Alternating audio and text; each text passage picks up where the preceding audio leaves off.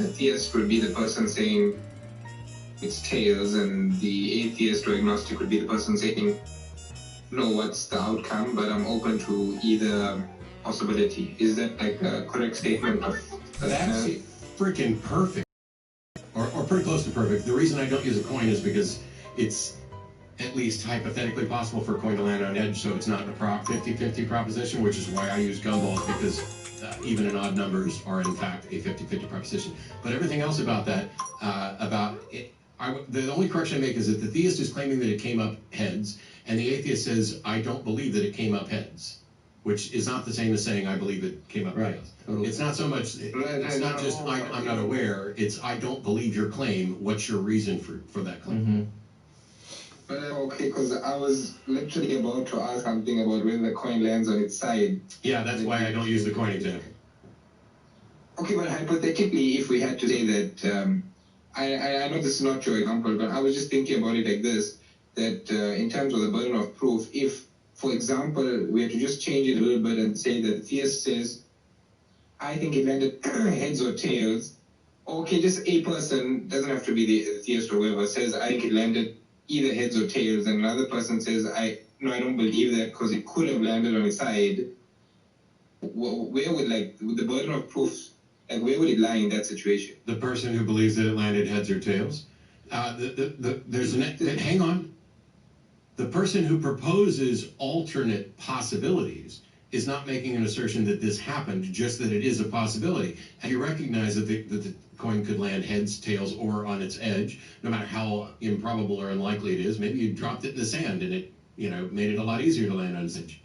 The person who's saying, I'm convinced that it either landed heads or tails, it landed on one of these two and not the third one, they have made a claim. And that every time you make a positive claim, you adopt a burden of proof, whether or not you want to meet it or anything else. Now, the person who pointed out that I'm not convinced that it necessarily landed heads or tails because it could have landed on its edge, they are telling you why they don't accept your claim, because here's the third option. And as long as you agree that that is a third option, they're done. It's the person saying it's one of these two instead of the third one who has adopted a proof to show that it's necessarily one of these. The other person's just saying, hang on, there's a third option. So if you say to me, you're convinced it landed heads or tails, and I say, how do we know that it didn't land on its edge? What's your answer for that? Yeah, I'd have to agree with that. That makes sense.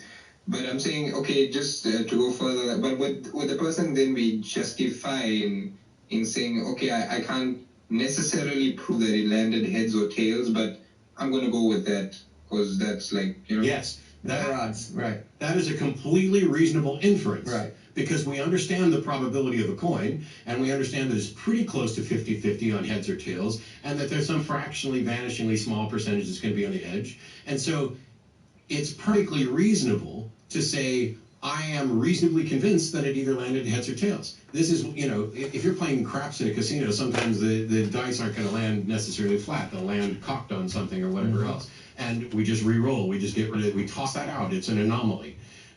So if you are in this position where you're going to say, you know what, I'm just going to play the odds and say that it almost certainly landed either heads or tails, I will agree with you, and so will everybody else on the planet who has any inkling of an understanding of a coin and probability. However, now if we move outside of an analogy to where we're talking about whether or not a God exists, we don't even have a third option. Either some God exists or no God exists. Those are the only two options. They are exhaustively mutually exclusive. Either the proposition some God exists is either true or not true. Mm-hmm. Now, and with only two options, how do you tell which of those two is more probable? Unlike a coin, we can take measurements, we can analyze, we can investigate evidence for what a coin's probability is. We have no way to assess the probability of a God, or whether a specific God more probably exists than not. Yeah, no, that's I would agree. I was more looking at it in the sense that if I have the two options, or let's just say I make a positive claim, is there a burden of proof then on the other person to show that there is another possibility besides the claim that I'm making? No, I don't think so.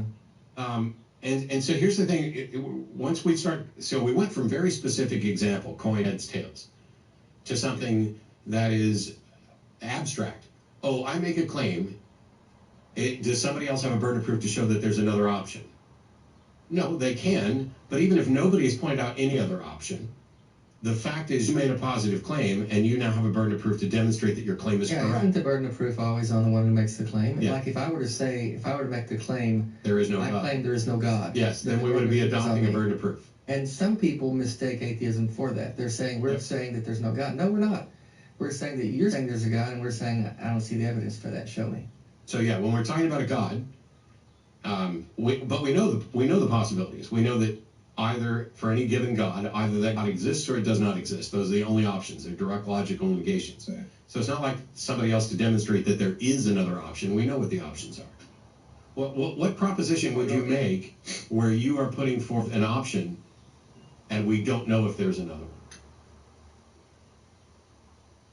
Well, okay, no, I didn't mean if you know there's another option. I mean like, okay, I understand your perspective. I actually agree with what you're saying. I just wanted some clarity on that. But just to clarify what I was saying like, okay, we know the other option, but do you have to demonstrate that the other option is a possibility? Is that, like, that was my question originally. Yeah. But now I've got the answer to it. So there's two different ways of whether or not it's a possibility. One is an epistemic possibility, and the other one's a kind of metaphysical possibility.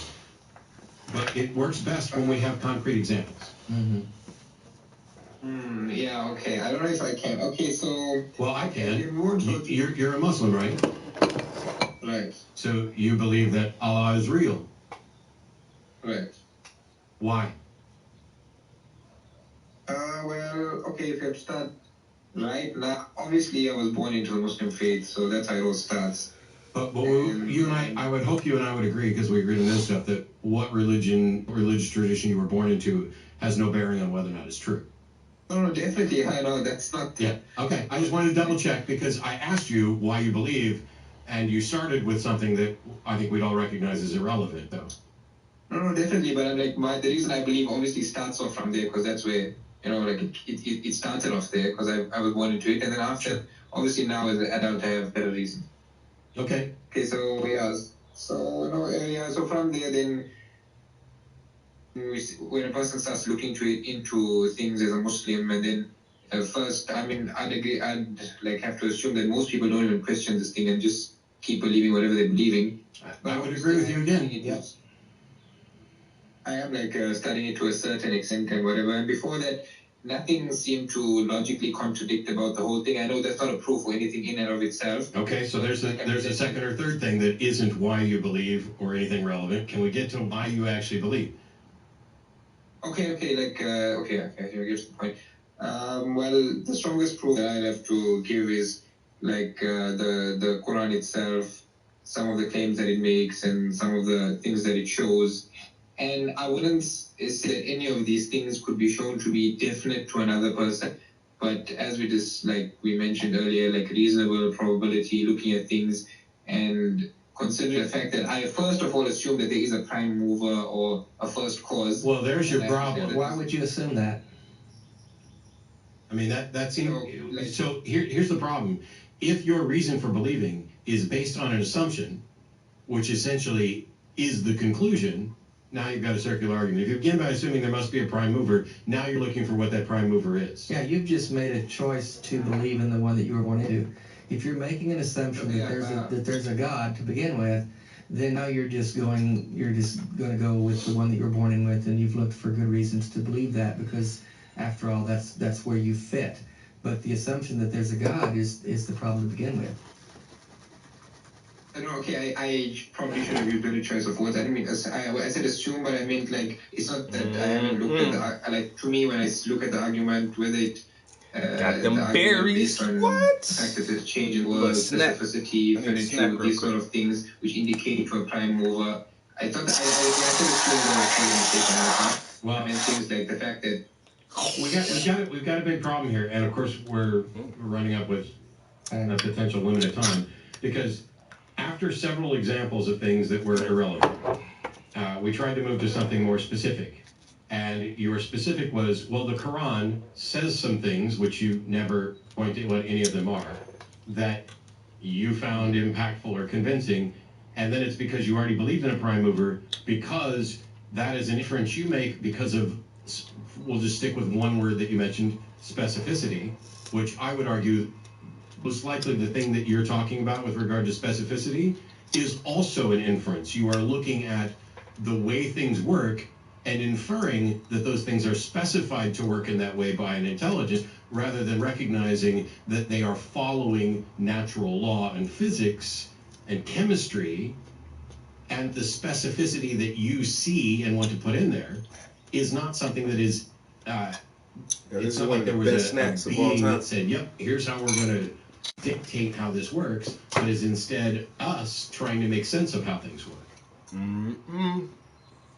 Berries and whipped cream. So let's just, if we look at it from the, I mentioned 4 things. The easiest one to explain would probably be like change. The fact that whatever movement caused this current movement, and the one before it, and the one before it, and so on, eventually leads to a prime mover. Like that sort of thing I'm looking at, and I know it's an inference and it cannot be. It doesn't need. Okay, so first of all, it doesn't lead to a prime mover necessarily. You don't have any way to rule out an infinite regress, despite the potential abstract issues that people raise with an infinite regress, which I addressed last week on the show by talking about Zeno's paradox. It's a matter of how you perceive these things. You are seeing, oh, well, there must have been something that began it all. Well, our modern cosmology has the best current example that supports the evidence is the Big Bang cosmological model, which may or may not be accurate or completely accurate. But what we do know is that prior to a very short period of time immediately after the expansion, prior to that, we don't have any ability to explore. We don't have any ability to investigate. We don't even have a reason to think that there was time before that. And so we are at a point then, when it comes to the origin of the universe, or why is there something rather than nothing, where the only reasonable answer is, I don't know. Mm. And you must realize, Ismail, that of course, living over here, we usually deal with Christians more than Muslims, I guess, in my experience anyway, my circle of people. But if you start with the baseline that there must be something that started this thing, that there's a creator, there's a force out there of some kind, let's just call it God. If you start with that baseline, then every religion then goes down its own road with their own holy book. I mean, Christians over here will do the same thing you're doing with the Quran, where they'll say there's all these things in the Bible that we say that this happened and that happened and this what makes sense to me. And so you must realize that all these religions who are exclusive to one another and exclusive of one another and all claim to be the way, truth, and life are competing against one another, and they can't all be right. You realize that, right? Yeah, but like in our worldview as Islam, we accept like Christianity and Judaism to be previously co-religions, so they wouldn't. That's not possible. That is what Muslims say, but it's only because they don't actually understand Christian doctrine. Because, and I'm not going to beat you up for this, but during my debate with Cy Ten Bruggencate, he made the point, and because he argues with Muslims quite frequently, that if Muslims' views on Christianity is true, then Christianity must be true, which means Islam is false. Exactly. And Cy is not wrong. One of the few areas where he's not wrong, because if your view, if a Muslim view of Jesus is that he was just a prophet, and the Christian view is that he is co-equal with God and died, those two things are now in conflict. So in much the same way that there's no such thing as Judeo-Christian, that's a marketing ploy in order to get Jews and Christians to work together towards a common goal, what you're actually advocating is like Muslimanity. And that's not a real thing either. And so while Muslims will constantly say, oh, we accept Christianity as a proper prior truth, it's only because you don't know what it says. If Christianity is true, Islam cannot be true. Yeah, if the current day Christianity is not true, or is true, obviously Islam cannot be true. But I meant that we accept Jesus as a messenger and Moses as a messenger, sort of thing. Not that. Well, there's another one of your problems, because you don't have any reason to think that Jesus even necessarily existed, let alone that you have any accurate representation of his words. You have even less reason to think that Moses existed or had any accurate representation of words. So really, this is marketing. This is, oh, we're not saying your religion is completely false. Clearly there are some truths there, and it's because we're tied together at Isaac and Ishmael. And that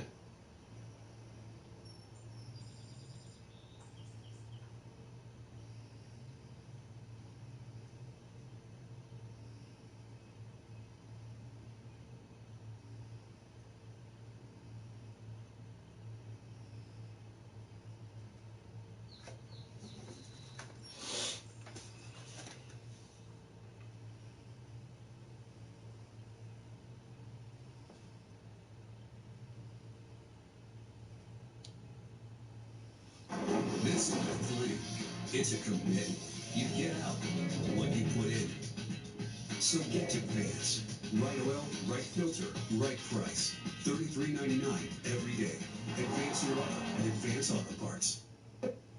Okay, today we are exploring ancient Egypt, and much of what I'm going to show you is work that could not have been done by the dynastic Egyptians. So according to conventional archaeology, all of the works of ancient Egypt were created more or less between 2500 BC and let's say the time of Christ. But some of this work would have been impossible to have been done by the dynastic people, starting with the Great Pyramid itself. 2.3 million to 2.5 million multi-ton blocks of limestone with a core of granite. The granite comes from Aswan, and the limestone is actually from the area. So according to conventional academics, the Great Pyramid was constructed over the course of 25 or maybe 30 years during the time of Khufu. And if that's true, that means that the blocks would have to be cut, moved, and set into place every 2 minutes. So that's really impossible.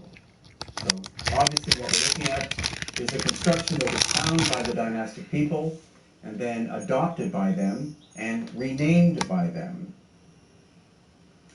So here you see incredible weathering patterns on the surface of the Great Pyramid. The casing stone, of course, to a great extent is gone. And this weathering, I've been told, is much more than the time period that we think. So this is an early indication that the pyramid is much more ancient than what we've been taught in school. And here again, even more weathering of the surfaces.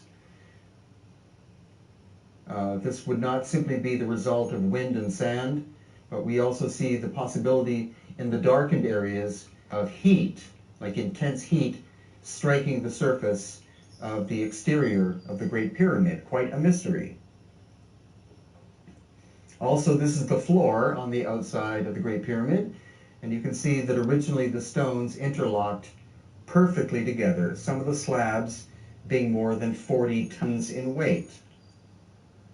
And there are a series of shafts outside the Great Pyramid and in fact all over the Giza Plateau that presently descend 40, 60, 80 feet. Because when you go down farther, you find sand, it's quite possible that these shafts are thousands upon thousands of years old and could be originally have been hundreds of feet deep, and yet over the course of time, with sand blowing, they gradually start to fill up.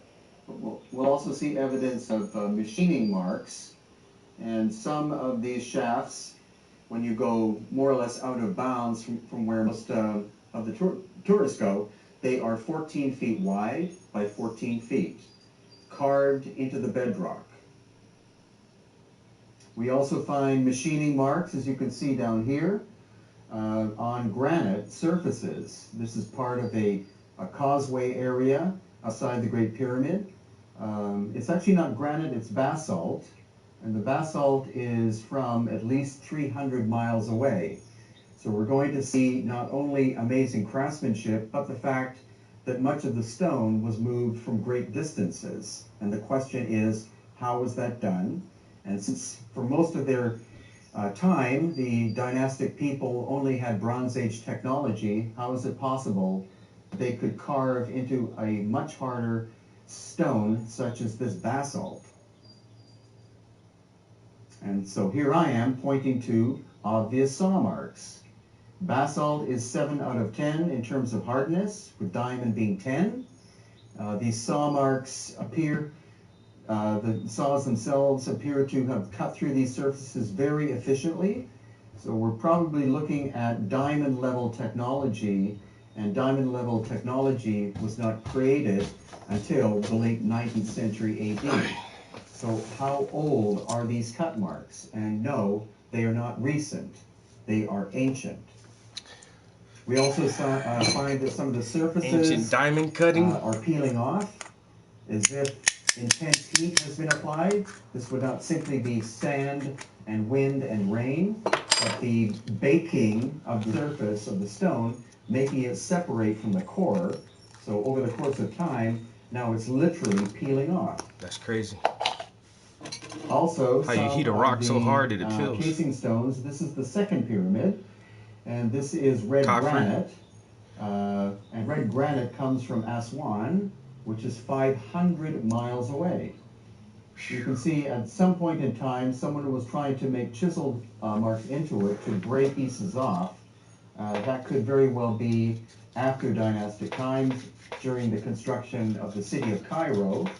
Cairo did not exist, more or less, during the dynastic times of Egypt, but is a later city built way after. And they couldn't even, they tried to take blocks from the Giza Plateau to help build Cairo, but they couldn't dismantle this shit. So it's the weathering of these surfaces. Some of these stone blocks of limestone are 40 to 60 tons in weight, and the weathering is extremely excessive. Originally, they were cased in granite. The granite is gone. We don't know where it is. But this weathering, the extent of this weathering is very suspicious. And then on the third pyramid, we also see that this is granite. And notice the pillowed surfaces. This looks very similar to some of the megalithic walls we find in Peru, as well as these knobs or these protrusions. Supposedly the protrusions were done by the original sculptors to be able to raise the blocks and set them into place. But if that's the case, then why are knobs missing from a number of them? So we don't honestly know what the knobs were for.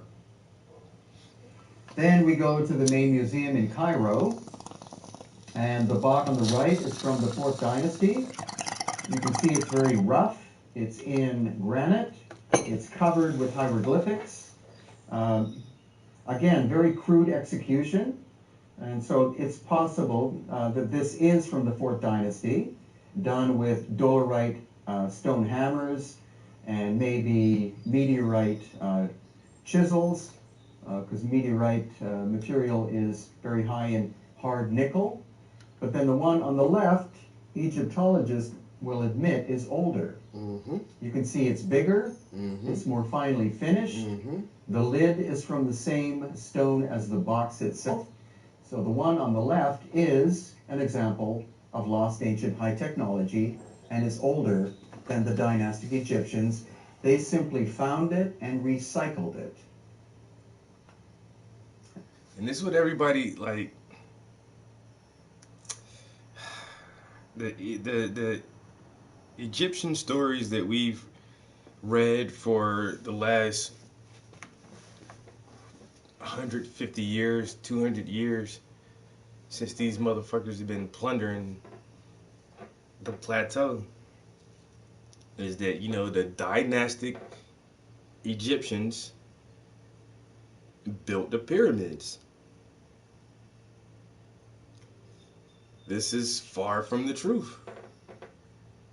There's evidence to the contrary that would appear as if it was two different civilizations on the same site. A much older civilization that had a greater understanding of architecture and a higher level of technology and craftsmanship and a wider range of construction methods. Whoever did that shit, it's not the people who we depict as the ancient Egyptians, the guys you see in the movies and the pharaohs. They didn't do that shit. That civilization, that group of people moved into the area after these edifices were already ancient. They were already ancient to the dynastic Egyptians. And that's why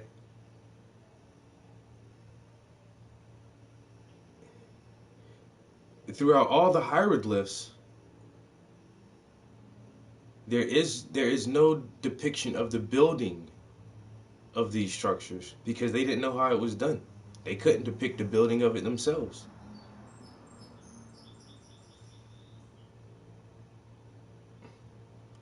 The pyramids in the Sphinx, they're not even mentioned in the Bible. You know, they don't even mention them in the Bible because they didn't do that shit. Those shits were already ancient structures already by then. Like whatever civilization predated that, if you think it's the Atlanteans or the what's the motherfucker, the Protrarians or whoever, whatever ancient astronauts, there was something way before. There was a global civilization way before, and we just lost the memory. We lost. We have a collective amnesia about the true origins of our race, of the human race, and our true history. Because it just seems like there was already something. There was already some type of global civilization prior to what we have now. This shows you the smoothness of the surface, the strange damage marks on it. But when you look on the inside, it's very smooth. The corners are slightly rounded. And this would be something that would be very difficult to make in the 21st century with our technology. So there's no way that that was made during the dynastic times. That's what we're going to see. We're going to see two different types of technology. That of the dynastic people and that of the pre-dynastic.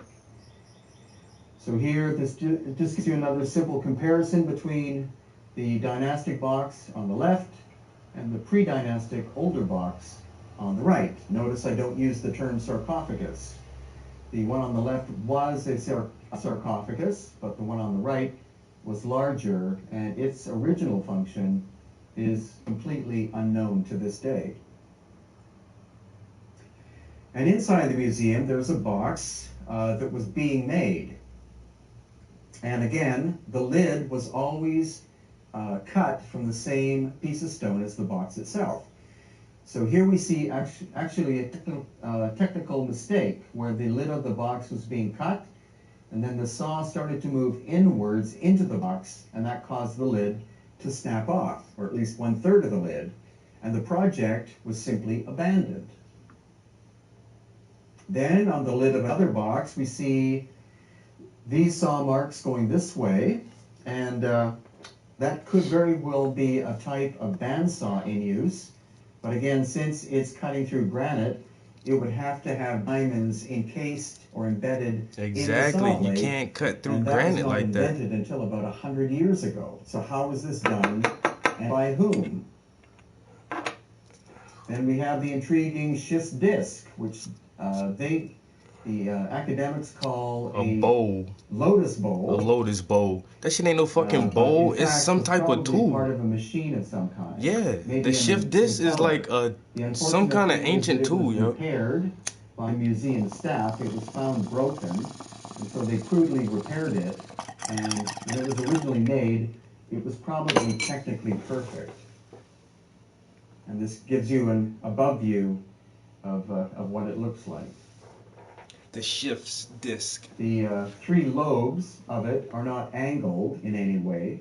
So an impeller would tend to have an angle blade in order to push or pull air or water. So it makes it a very, very curious artifact. We also have other artifacts like this lobed bowl. You see the perfect circle in the middle. It's made of the same material as the so-called Schiff's disc. It's actually a kind of metamorphosed clay. So it's quite possible that if you're able to take it out of the display case and tap it, that it would make a ringing sound as if it's resin. All right, guys. So we're still working our way through this piece right here. I'm gonna spin this camera because the cord is kind of tangled a little bit. Don't get dizzy. Don't get dizzy. All right. So been working on the skin tone. So now the skin has 2 layers of paint. Earlier this morning, before I got on camera, I worked on adding some shine to her rings. That first ring, I still got to put a lot more highlights on there. So we have 2 layers of paint over the skin. The skin tone is looking really nice. It looks pretty believable. We're gonna start back at the top now and adding a second layer of paint to everything else. We're gonna start with her headdress. Start adding some more details to the headdress and sharpening that up a little bit.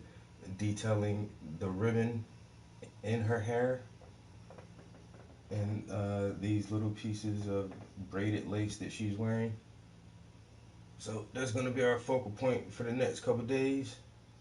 I'll probably just work on her headdress and her hair for a day or so, and then I'll hop back on this other project. And I want to get some more paint on this because this doesn't have a lot of paint on it. So here we just have 1 layer of paint on the skin tone. And so when I come back to this one, I want to go ahead and block in the fabrics and block in the background on this canvas so we can make a little bit more progress on that one as well. So these are the main 2 projects for right now. This one is a lot farther along. I started it earlier. So we're going to try to work on both of them in tandem, but hopefully finish this one first. This isn't a very large canvas, and this one is even a smaller canvas. So after we get these 2 commissions done and get them out to the clients, we can jump back on our personal pieces, which are these 2 canvases here. There's tons of work that still need to be done on there. Man, don't come in here speaking to me. Nigga ain't want to watch my gameplay, but you want to come in the art section, though. Okay. I see how you do. What up? Good afternoon. Good morning. My man say, yo, I ain't playing that game till I get the remastered edition, bro. I'm not watching you play games, bro. He told me straight up. Like, no spoilers. Period. It's great though. I ain't gonna lie, bro. It's great. No matter what. Everybody, if you heard anything bad about it, especially when them people's when the leaks came out, when the leaks initially happened and everybody reviewing the leaks and all that shit and talking mad shit about it. Yo, don't pay none of that shit no attention, bro. This game is the fucking shit, bro. I'm loving that shit. I barely slept last night. I ain't go to bed like 2 something this morning playing that goddamn game. But yeah, and then they're saying it's on an average, like if you just play through it on a normal level, it's like 25 hours worth of gameplay. And I see why people don't like it, yo. Like nowadays, like gamers just want that online PvP constant action scenarios, and it's like Naughty Dog, their Nathan Drake series with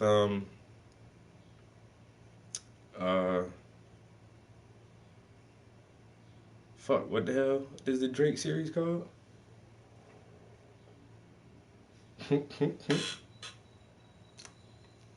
But that Nathan Drake and what they did with goddamn what they did with The Last of Us, it's like a fucking, they're movies. They're basically a movie that you can interact with, that you can, you know, take part as the main character. So it's like it's heavily story driven, it's heavily plot driven, and I don't know. I don't know why people don't like that type of gameplay. And then somebody, when I was playing it, somebody said, "Oh, they should make this game co-op." And it's like, I don't even think it needs that. You know what I'm saying? It's like, I like all type of gameplays. I have Ghost Recon Wildlands and Ghost Recon Breakpoint, and them shits are awesome co-op story mode. Like the campaign mode itself is co-op, and that shit is fun as hell. Having your homies play through the story mode with you on that.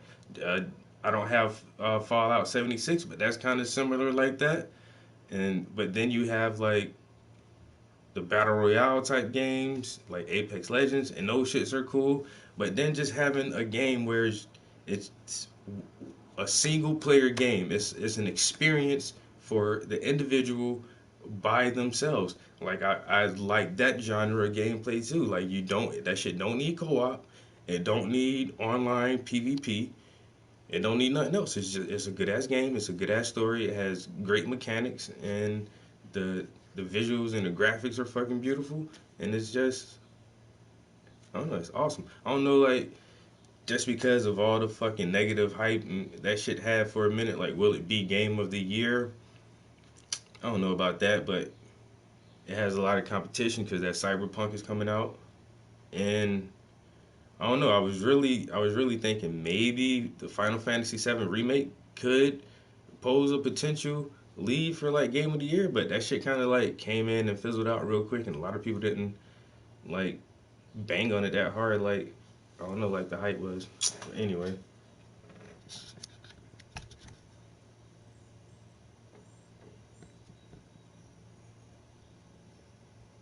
Yo, The Last of Us multiplayer was good, bro.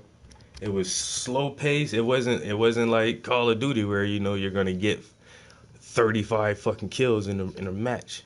Like that shit was so slow paced. You had to craft your little traps and shit, yo, and like reloading your weapons, all that shit, yo, and then creep around. And it was heavily squad based. It's like your team, y'all had to communicate and work together to win those matches on that shit. Y'all love games like that. But oh, I gotta drop this down. I had rigged up some clamps to hold my pallet. I guess I can take that because it's leaning up against this prop right now. But if I move this and drop the canvas, and then I don't want the pallet to lean up against the canvas itself.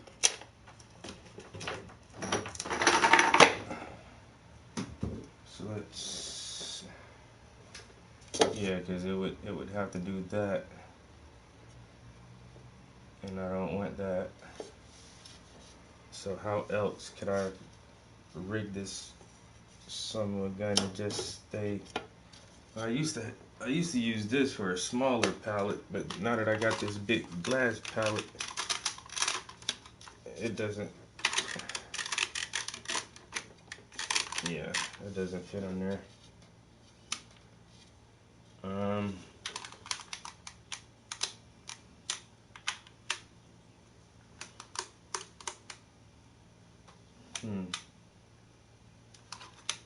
But if I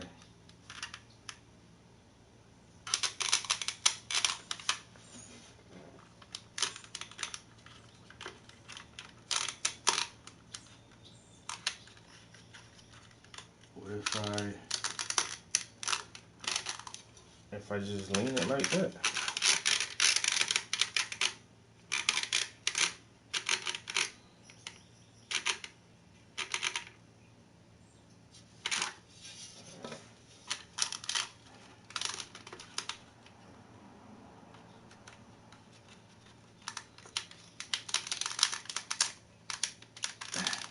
Alright, if this thing fall and smash my toes, don't laugh. Alright, if I'm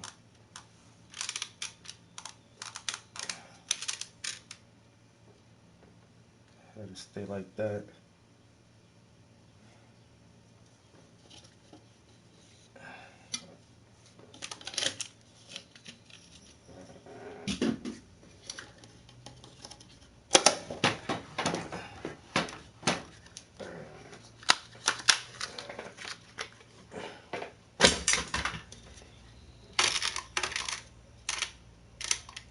I think that might work.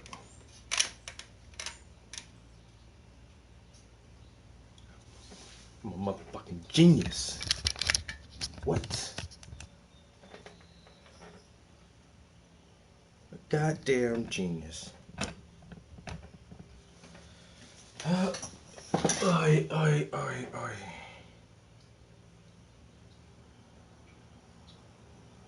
Ay, ay, ay, ay, ay, ay, ay. Ay, ay, ay, ay, ay, ay, ay. Who that, who that, who that, who that, who that, who that, who? Also, other objects, with hardstone, were found in the same cache as this and the schist bowl at, they were all found at Saqqara, and not 10 or 20 were found, but between 30 and 40,000 of them were found.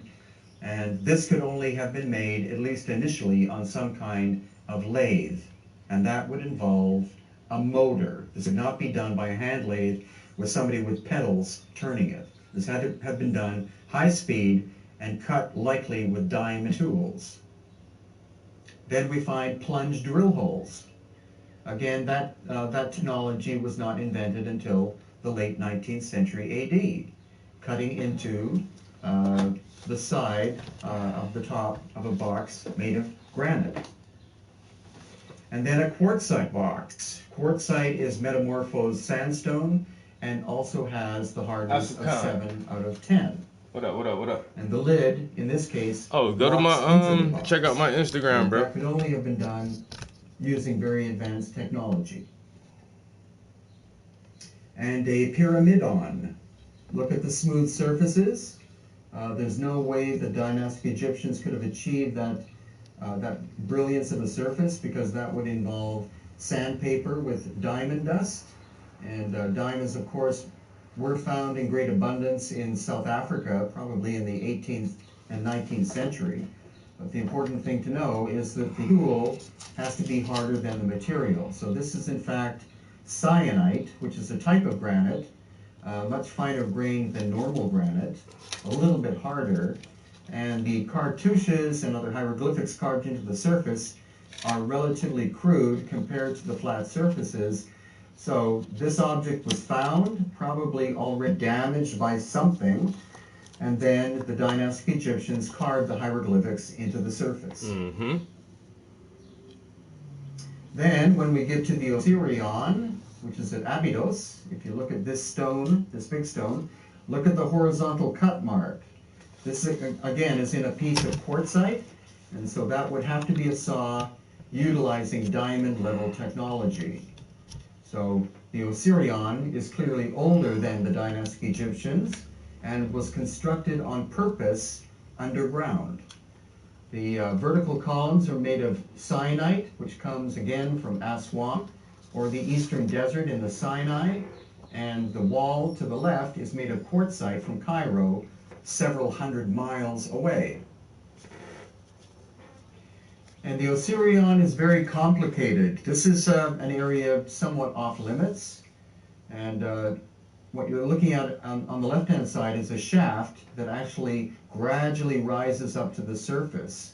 So I think the function of the Osirion could have been an ancient water pump of some kind, pumping water from underground, because the Osirion usually has water. You can see the green water, but previously, before they built the High Aswan Dam, water levels would come up and down inside the Osirion.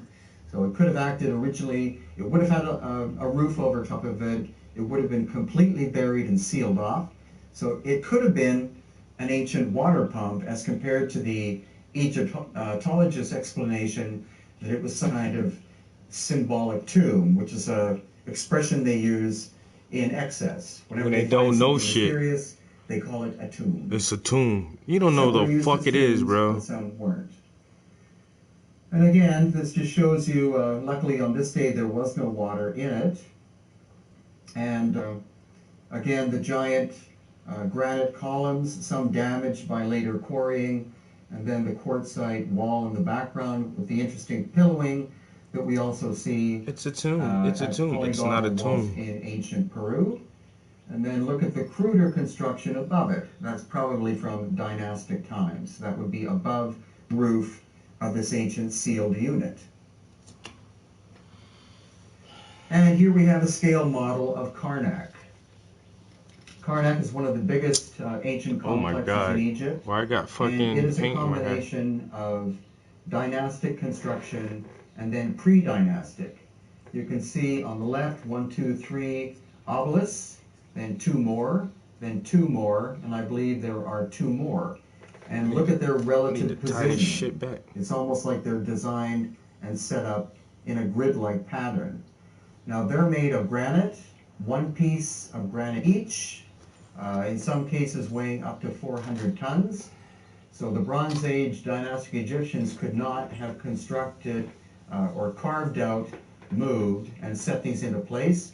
So they are a pre-dynastic aspect that the dynastic people found, and then they built their structures in sandstone, which is a softer material, around it. Now, we see lots of catastrophic damage. Again, this is the base of one of the obelisks. You can see that the surfaces here on the east side, weathering is extreme. The higher up you go, the less weathering there is. And it could be, according to Dr. Robert Schock, a geologist, that 12,000 years ago, there were plasma bursts that erupted from the sun and struck some of these lower surfaces and blew the surfaces off. So from my estimation, this plasma ball would have been approximately 60 feet in diameter and would have gone straight down DJ, what up? what's called the sacred original passageway, creating destruction All the way from as Tokyo. it went. Also here, to the right of that camera, is a saw mark cut into the granite. And that had to have been done with a machine. The hieroglyphics were done later using simple hand tools. Japan got a- That is oh, clear shit. indication Japan of got a lost bunch of ancient old high pyramids. technology cutting into the granite. Alright, we're And then we gonna find many shit, core I'm messing drill up holes. everything Some right of now. them this size. Got that dropsies. Core drills with It's the diamonds Butterfingers. embedded We're gonna in the we're gonna front, add some were only detail invented in to the early this 20th decorative century headpiece. AD or maybe late 19th century. So these again are So artifacts let's just get from these colors pre-dynastic squared away. times, and they are in great abundance in places like Karnak and lesser known places like Abu Sir, which most tourists never visit. Abu Sir. But it's a wonderment area of lots of signs of lost ancient high technology. So here's a human hand inside to show you the diameter of it. Core drills of that scale were probably only created in the late 20th century AD, because you would have to have an enormous drill powering that. So once again, in the lower areas at Karnak, in the oldest part, we see heat scorching of the surfaces. This is granite, and it's as if the surface has been basically burnt off. So that's another indication of very high heat in ancient times existing at Karnak.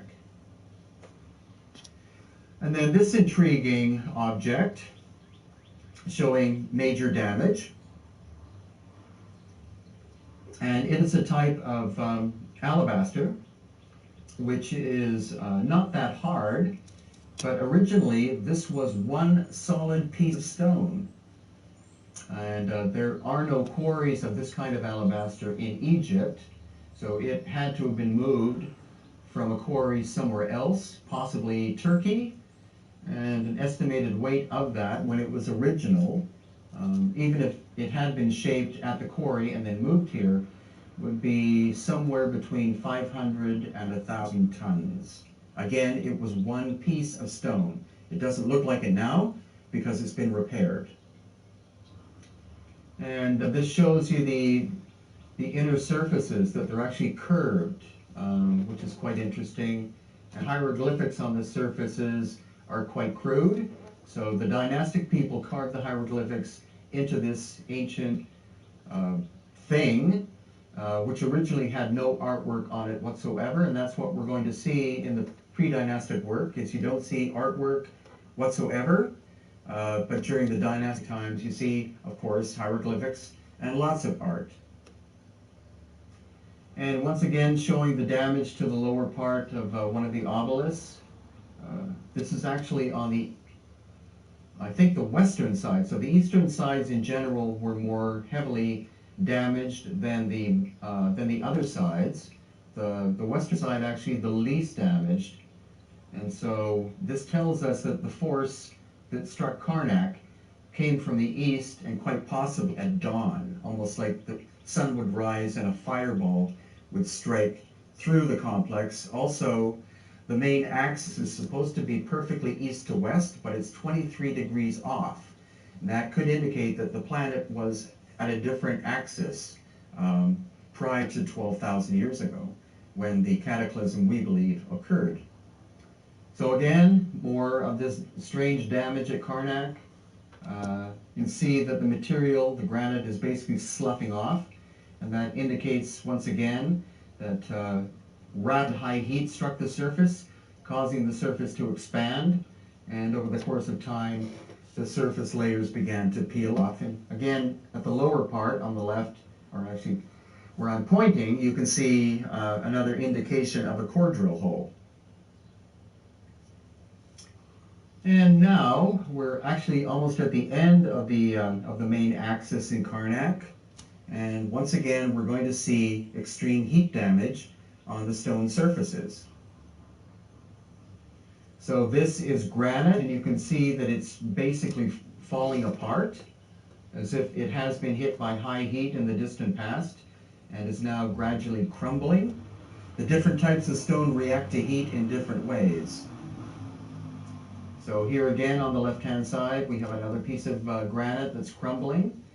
And then in the background is a giant slab of the alabaster, and its surface has basically exploded off. But on the backside, we do see more core drill holes. And again, these can be things that were done during the dynastic period. So this is another specimen of something that was pre-dynastic, found at Karnak when the dynastic Egyptians arrived in the area. That was a tendency. They would find an ancient structure that preceded them and turn it into a sacred site. Then we're at the Aswan Quarry. And the Aswan Quarry is a granite quarry where most of the granite from Egypt was taken from. And here you see dynastic period attempts to break the stone. Slots were created with very hardened bronze that would take a long time to do, possibly even with iron later on. And then they would put wooden shims into the recesses and pour hot water on them. And over the course of time, that would cause cracks to happen. So you'd have a very rough surface created afterwards. But contrast that on the right, which again is the indication of how the dynastic people broke the stone, with these strange scoop marks on the left. And the scoop marks are a clear sign of ancient technology that was prior to the dynastic people. And we're going to see more examples of this as we go along here. So here, more of these scoop marks, and this is the unfinished obelisk at Aswan, which had it been completed, would have weighed 1,200 tons. And that's what it looks like. Look at the size of the people compared to the size of the obelisk. It was never completed, which is a mystery. And the other question is, even if they had been able to cut the whole thing out, how would they raise it out of the pit that it's in, since the surface is not flat, it's very much rolling. And granite is actually quite brittle, so it would have to be perfectly balanced as it was taken out of the quarry location, otherwise it would snap easily into two pieces. And here you see the, the western trench, and again of the unfinished obelisk, and again these interesting scooping tool marks. Unlikely hand tools. The standard explanation is that they had hardened stone hammers that they used to pound away to remove the granite, but the pounders were only slightly harder than the granite itself. So even creating a channel like that would take hundreds of years, if it was even possible. And here, this is a smaller obelisk that was never completed. And you see these interesting deep scoop marks into it. I think those were done by some kind of machine. There's no way you'd have a stone pounder and you'd be pushing in like this trying to remove granite from the surface, because we actually experimented with that. And I filmed it, and it looks quite stupid. Then you see here at, I think this is Karnak as well, again, extreme erosion of limestone surfaces, blackening of the surfaces.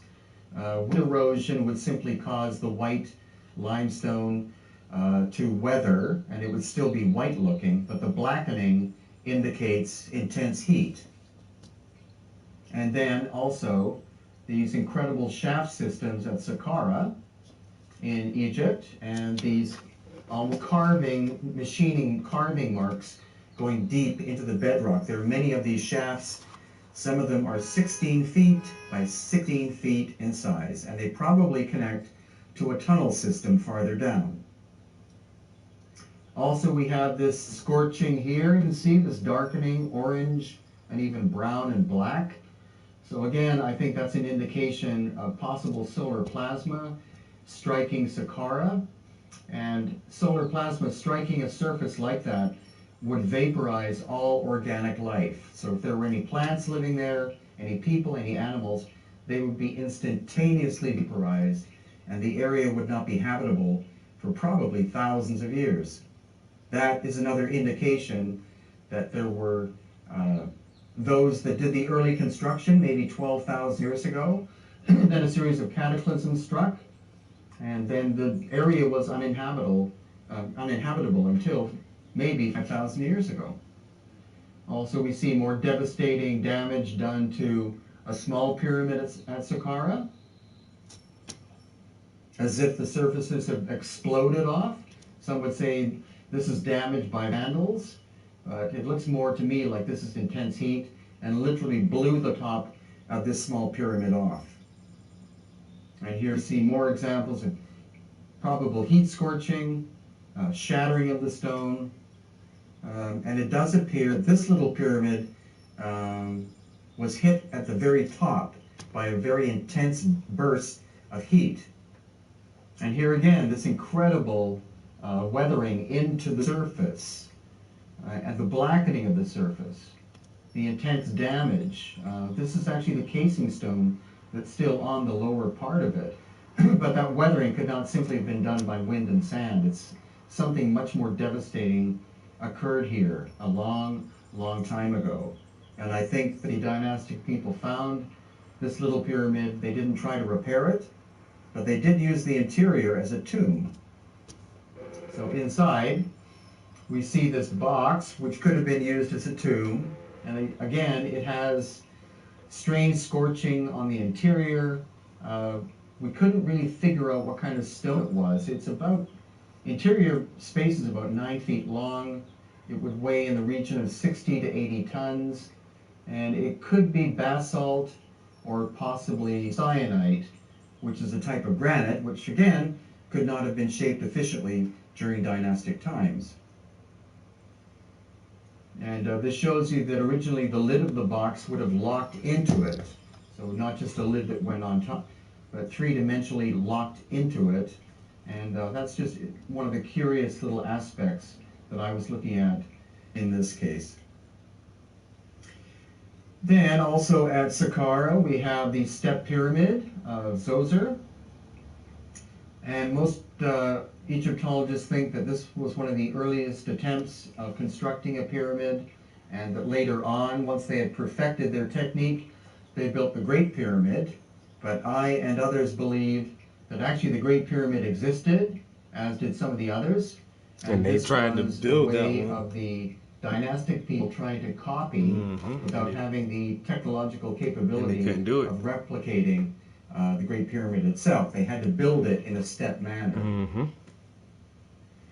And next, we're still at Saqqara, and we are underground at the Serapeum, which is a series of 2 tunnels carved into the bedrock. And what we find here, and hundreds of feet long. One curious thing is there is no soot or other kind of organic darkened material on the surface. So these tunnels were completely pitch black. And there's no way that the dynastic Egyptians made it, because they had at best torches of some kind. No one's bothered to try to clean the surfaces, so this is what these tunnels have always looked like. So the impression is that they were made using high technology, and that artificial lighting would have to have been done in order to make them. And what we find inside of these tunnels are 25 plus stone boxes weighing 100 tons apiece. So this is one of the Serapeum boxes, and the material is cyanite that probably came from Aswan, 500 miles away. The lid is 30 tons, the box is 70 tons, and the sculpting or carving of the hieroglyphics on the surface is much cruder than the box itself. So these boxes were found by the dynastic people, and then they etched the hieroglyphics into the surfaces. This just shows you, again, the sense of precision. The lid would hermetically seal the box. The lid of the box was made from the same piece of stone as the box itself. So originally it would have been 200 tons, and then when completed, 100 tons. So how was it moved from Aswan? How was it moved to the location? How was it moved into the tunnel? And then how was it moved into the recess that we presently find it in? So once again, this just gives you a sense of scale. You know, there's a standard 6-foot human next to one of these giant boxes. One was never finished, and it's in the other hallway. So this is the roughened shape, halfway down the hall. It never made it to its final location, which was a niche. And then we find the lid behind it, about 100 feet away. So this is like trapped in time. Why did they stop work here?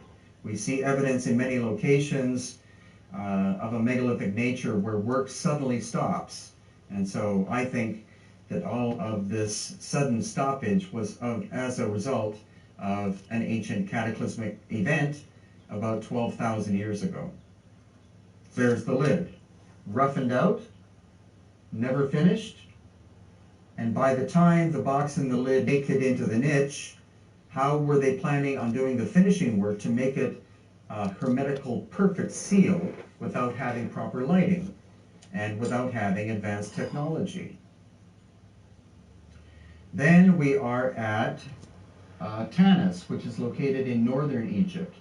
What you can obviously see is that this granite lid was recycled, because you see partial hieroglyphs and then they abruptly end. And then the box itself is made of quartzite. So this is a recycling effort during dynastic times of pre-dynastic workmanship. So Tanis is basically devoid of life. If you look in the background, you see beautiful farmland of the Nile Delta, but almost nothing can grow at Tanis. And as you walk on the surface, it's like walking on the moon. It's like walking on flour. So I think this again was a place that was struck by an ancient cataclysm involving heat, quite possibly plasma ejection from the sun, and it basically decimated the site. It would have vaporized any life forms, and there are a handful of thorny plants that presently live there, and nothing else. It's like a wasteland. Also, the hieroglyphics on the left look like they were done with a machine, whereas the ones on the right look like they were done by hand.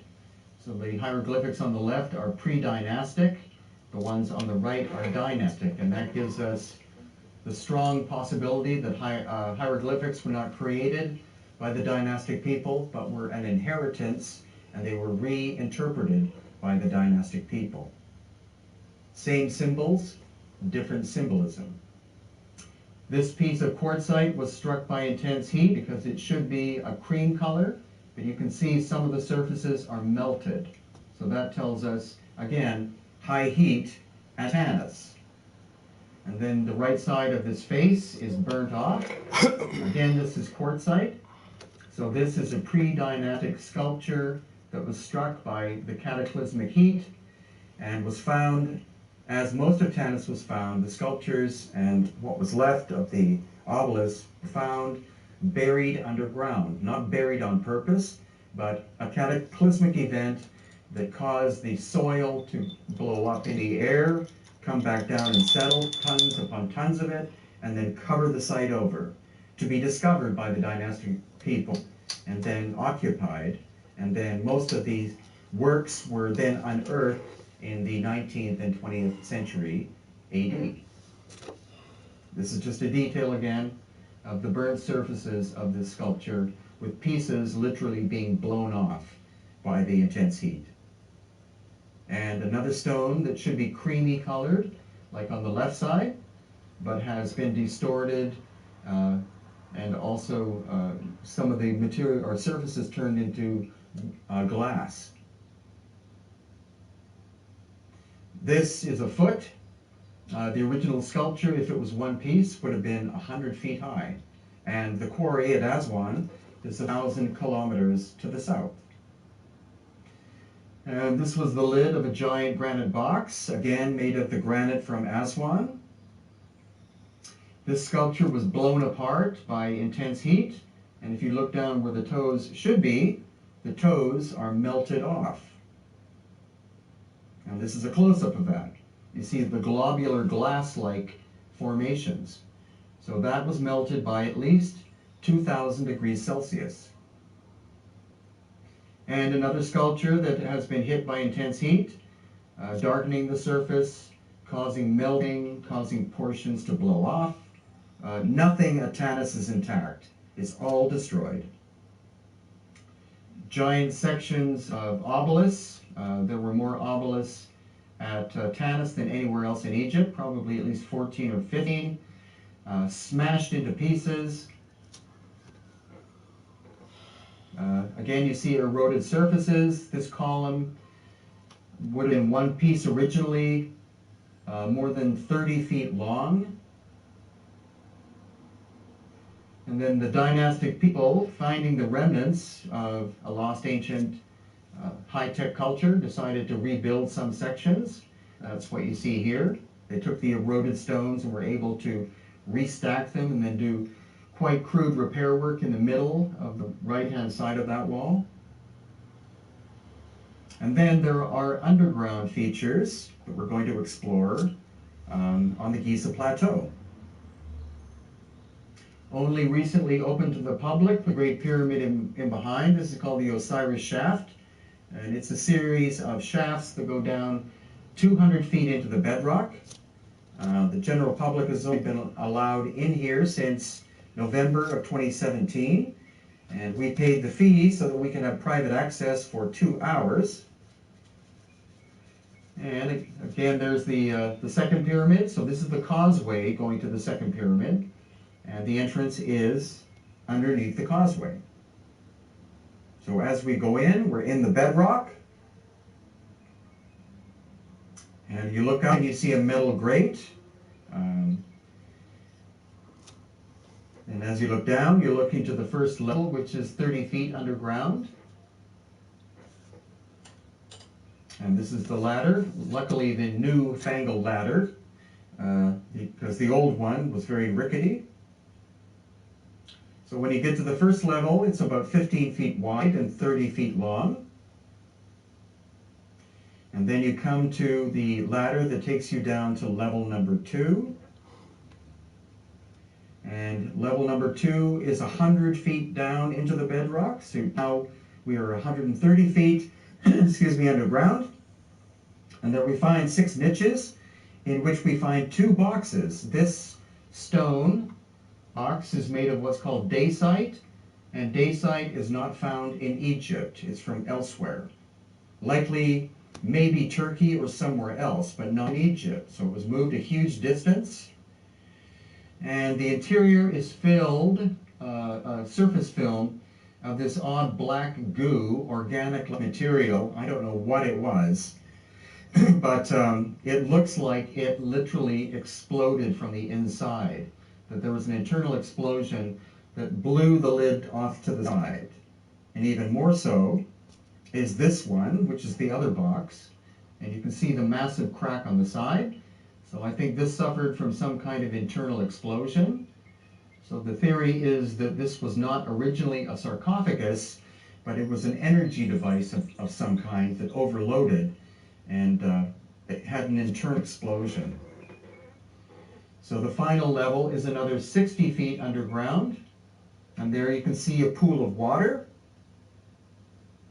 And in that, there is Yusuf al-Nan standing on a giant stone box weighing, in his estimation, 60 to 80 tons. So when we go back the next time, we're going to measure the dimensions of the box and then measure the dimensions of the shaft and see how much clearance there would have been in order to be able to lower this down 30 feet, then 100 feet, and then 60 feet. And what its function was, again, it was not the symbolic tomb of Osiris. The question is not necessarily what was it used for, but how was it made, and by whom?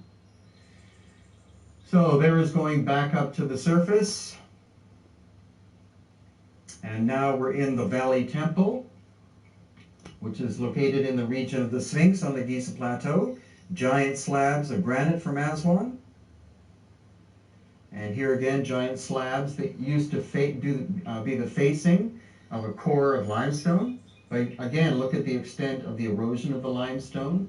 So how many thousands of years ago was the granite removed? And was it removed by somebody to recycle? Or was it blown off by some kind of cataclysmic event? Then we're inside the Valley Temple. And you see these giant vertical granite slabs. There used to be cross beams going across it. Look at the weathering of the surfaces. This actually looks like water weathering. And so that means that this temple may have, in ancient times, had water in it, but the question is, where would the water have come from? But we will get into that when we look at the Sphinx. So now we're approaching the Sphinx with the second pyramid in the background. Notice that I call them the first pyramid, second pyramid, and third pyramid, because I think they had nothing to do with Khufu, Khafre, and Menkaure. They named themselves, or they named the structures after themselves, but there is no way, shape, or form that they made them. So we have this intriguing thing in front of the Sphinx. You look in that direction, that is the bedrock, but then in between the feet of the Sphinx, you have blocks of stone. And then on the other side, the bedrock. So what that indicates is that these blocks set into place, and there's a chamber underneath the paws of the Sphinx, according to what Edgar Cayce believed. And then when you look at that rectangular pattern there, that is a rectangular platform that can be taken out at any time. So it's believed that they have found the chamber under the Sphinx. There's at least one chamber discovered actually by Robert Schoch using ground-penetrating radar. And then they did the excavation late at night. And they built this walkway to hide the fact that they have found the chamber, the so-called Hall of Records, under the front paws of the Sphinx. And it has been repaired in the course of thousands upon thousands of years. It's likely that Khufu and Khafre began repairs on the Sphinx, that it is much older, and that is proven by this vertical weathering, which only could have been done with precipitation. And the amount of precipitation it would have taken to do this only existed in Egypt at least 10,000 years ago. So that makes the construction of the Sphinx at a minimum 4,000 years older, or even 5,000 years older than the dynastic people. And that's a close-up of the vertical weathering. The horizontal would have been horizontal would have been sand and wind, vertical, rain. And finally, near the back area, the rump of the Sphinx, there is a piece of rectangular piece of wood that has a grate on it, and it happened to have fallen out the day that we visited.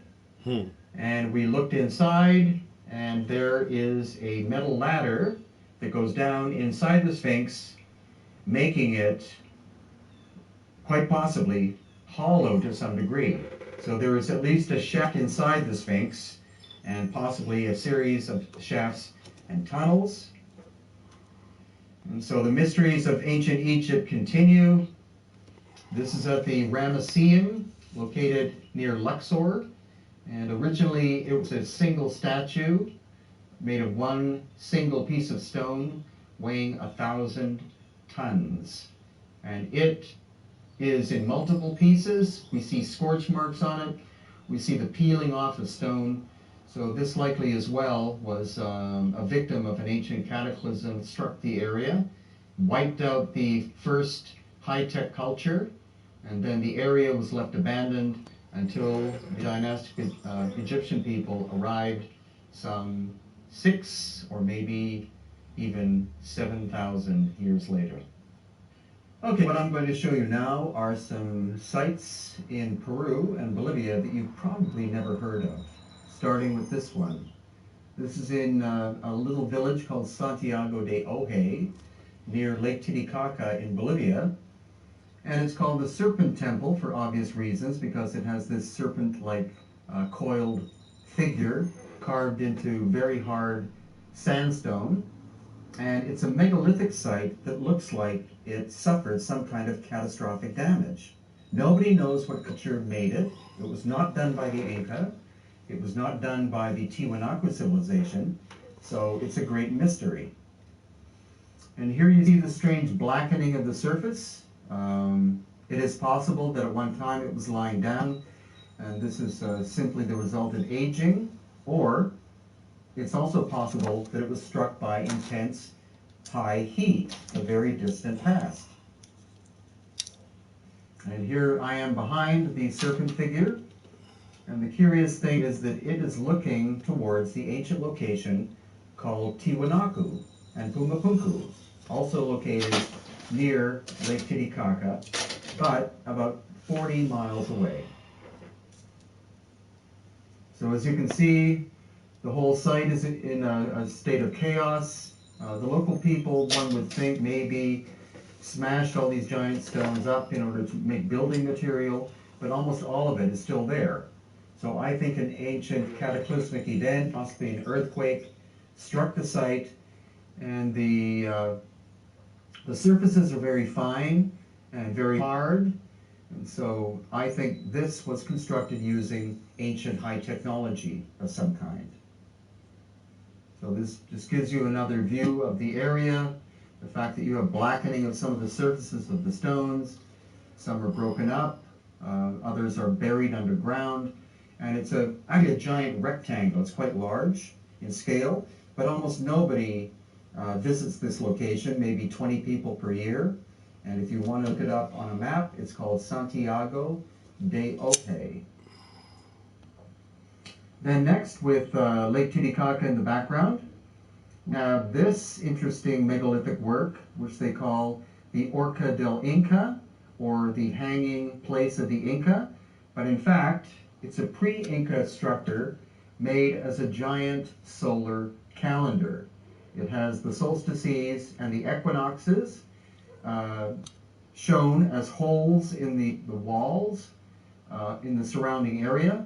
And unfortunately, some of the cross pieces have been taken away or have fallen down. But this is another artifact that very few people know about. Luckily, we were there quite close to, I think, the winter solstice. So as you can see, the sun is above. And the way it was designed was so that the sun would set right in between these two giant vertical stones. So an ancient solar calendar, again made by a culture unknown. It was not made by the Inca, but in general what happens is anything in this area is labeled as being Inca as a convenience more than anything else, not as a proof of who did the work. And simply to show you a sense of scale, there I am in between the two giant horizontals. We don't see any actual tool marks, so it could be that this is so ancient that all the tool marks have worn off. Next, we're at another location near Lake Titicaca called Kenuani. And again, nobody knows who made this. The material is volcanic tuff, so it's a compressed volcanic ash. It's not extremely hard, but nobody knows what it was used for. You can see that there are curved staircases going up, many of them. And then from a distance, this is where you see the different staircases going from basically the flat area up in curves, interconnecting, interesting circular shapes.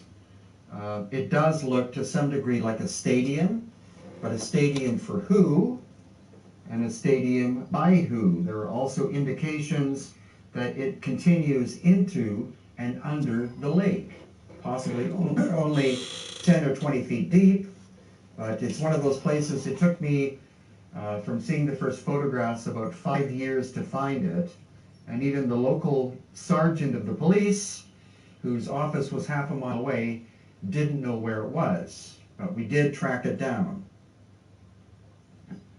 So again, this with the bus there, this shows you a sense of scale and people in the background. It does look like a ceremonial structure of some kind, but who made it, when, and why is at this point unknown. I've only been once, but it's obviously a location to visit over and over again in order to try to figure out the mystery of Kenuani. So here, for sense of scale, you have this curved area that's more or less in the middle, and with the people standing there, that gives you a sense of the scale. We did find tool marks there, somewhat similar to what we find or found in places like Baalbek in Lebanon.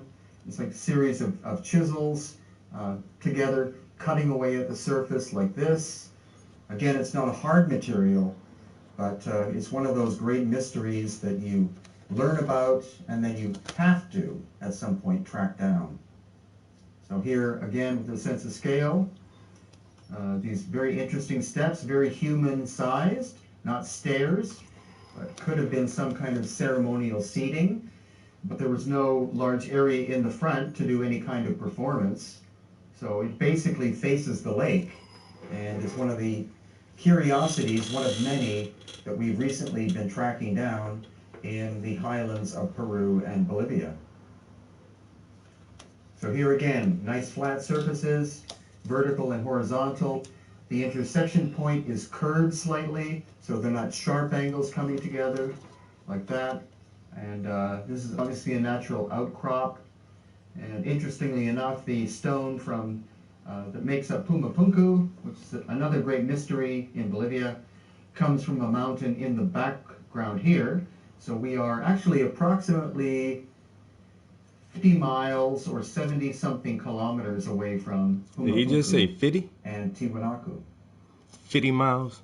So here I am simply, again, the sense of scale. See the rough tool marks here on the surfaces. Age unknown, culture that made it unknown, function unknown. And now we're at another location near Lake Titicaca called Amaru Muru or Aramu Muru. And you see the man with the straw hat more or less in the center. Look beyond him and you'll see what is a portal. So you see, in terms of human scale, it's believed to be an energetic portal. This is a red sandstone, so it's very high in quartz crystal content, very high in iron content. Both of those are energetic materials. And then you see a slot on the left-hand side and a slot on the right-hand side. We had a number of dowsers with us there, and one of them was able to measure the energy using dowsing rods, and he believes that the central portal is of a more masculine energy and that the ones on the side are of a more feminine energy. But again, it's not something that the Inca made, not something that the Tiwanaku culture made, so it's another one of the mysteries at Lake Titicaca that is, as of yet, unexplained. And this simply gives you another view of what it looks like. It's actually similar to what we see, interestingly, in Petra in Jordan for some reason. I'm not saying there's a connection between the two. Too many people draw these comparisons and say, well, it looks like that, so it must have been the same culture. We have absolutely no idea. And there again, just with another sense of scale, it's one of a kind. There's nothing else like it in the area of Lake Titicaca. So who made it, when, why, still unknown. But it's called Amaru Muru or Aramu Muru. And then we're at Silustani, and this is also quite close to Lake Titicaca. This is a smaller lake. It's about the same altitude as Lake Titicaca, and this curious-looking island in the middle with a flat surface. It's most likely a natural geological feature. Some people, of course, speculate it's a place where flying saucers would land and take off. Personally, I haven't experienced that there, but one never knows. It's a very mysterious landscape. And so at Silistani, we find all of these interesting-looking towers, and the towers are called chulpa.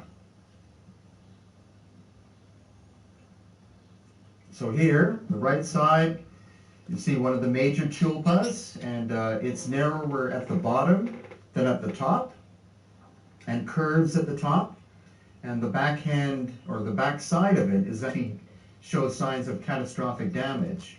So once again, archaeologists believe that the Inca constructed it, but it's highly unlikely because it's of a megalithic nature. The stones that are left interlock perfectly, and so this had to have been created using high technology of some kind. So what's curious is when we look at the backside of it.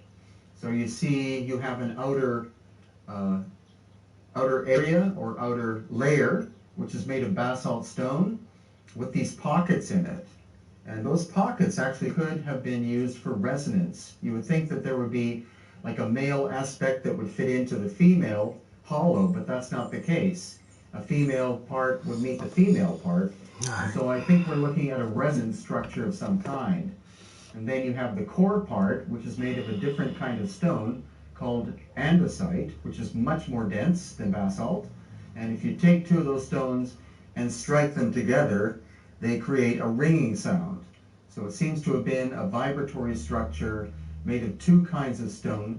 The outer area seems maybe to have been an insulator, and there is access into it, and the inside of it is actually domed like a beehive.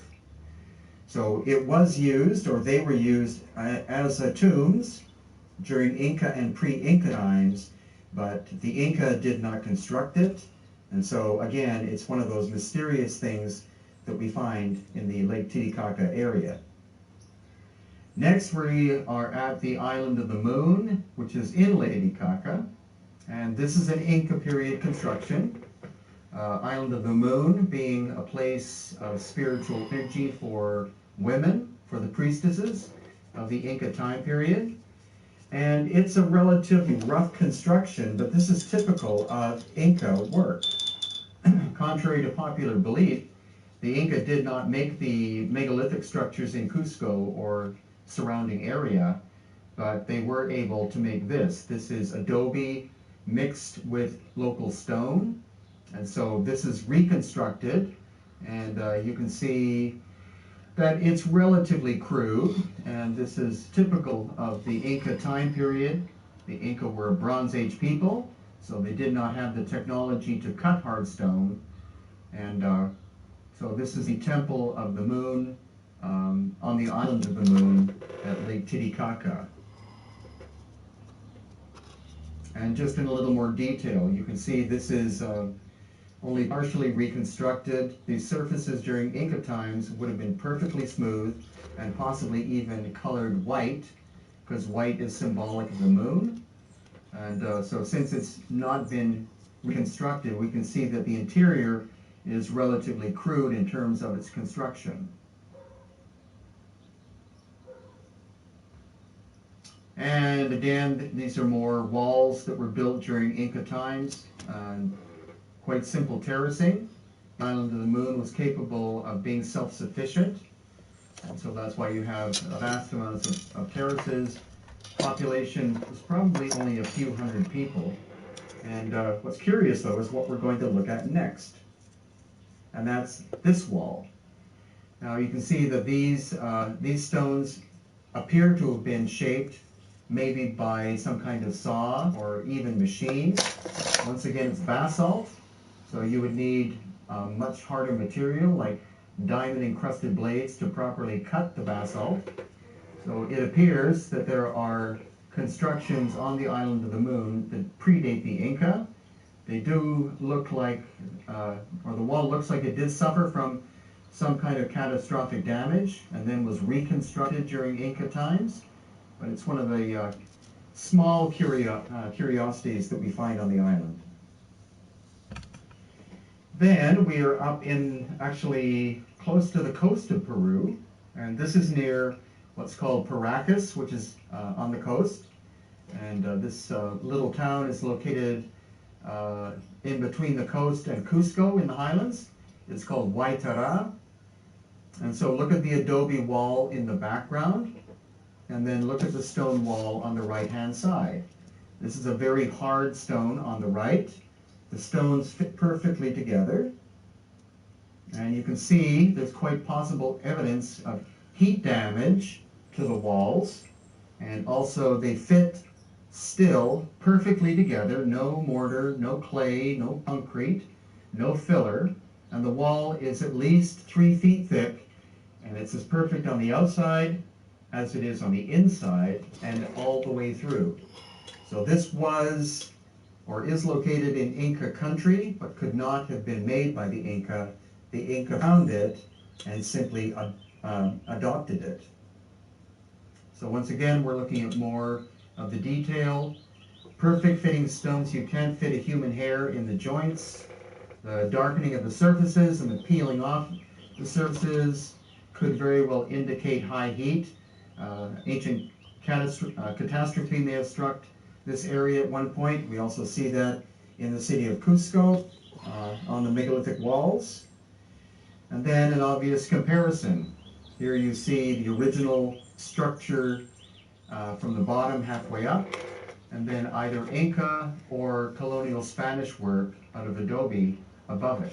So 2 levels of construction, superior on the bottom, inferior on the top, and this ancient doorway was at some point in time filled in. And again, another one of these trapezoidal doorways, typical of the Inca culture, but also much more typical of the older megalithic builders. The Incas simply adopted the trapezoid shape because they found it aesthetically pleasing. And again, super tight fitting of the stones themselves. The quarry is in the nature of 20 to 30 miles away. Not huge stones. 1 person or 2 people could have carried each one. So it's not on a grand scale, but it's the accuracy of the workmanship that's important to look at. And then again, you have this very interesting looking damage here and there and in other locations. Here, there, It's a and very dense, everywhere. tight-fitting Oh, my bad. stone. It doesn't normally weather that way, so that's indicative of some kind of external damage hitting the site. Here, especially on this one corner, you can see on the left side, it's still quite immaculate, some dark staining of some kind, and then the farther that we get to the right-hand side of it, the more the damage, the more it looks like the surfaces have literally been blown off. And so I think that this is another example of a super ancient structure that could be as much as 12,000 years old, that was hit by an ancient catastrophe, possibly blasts of plasma heat from the sun. And then here I am just in terms of the sense of scale. Once again, we see these trapezoid shapes and this profound damage to the surfaces.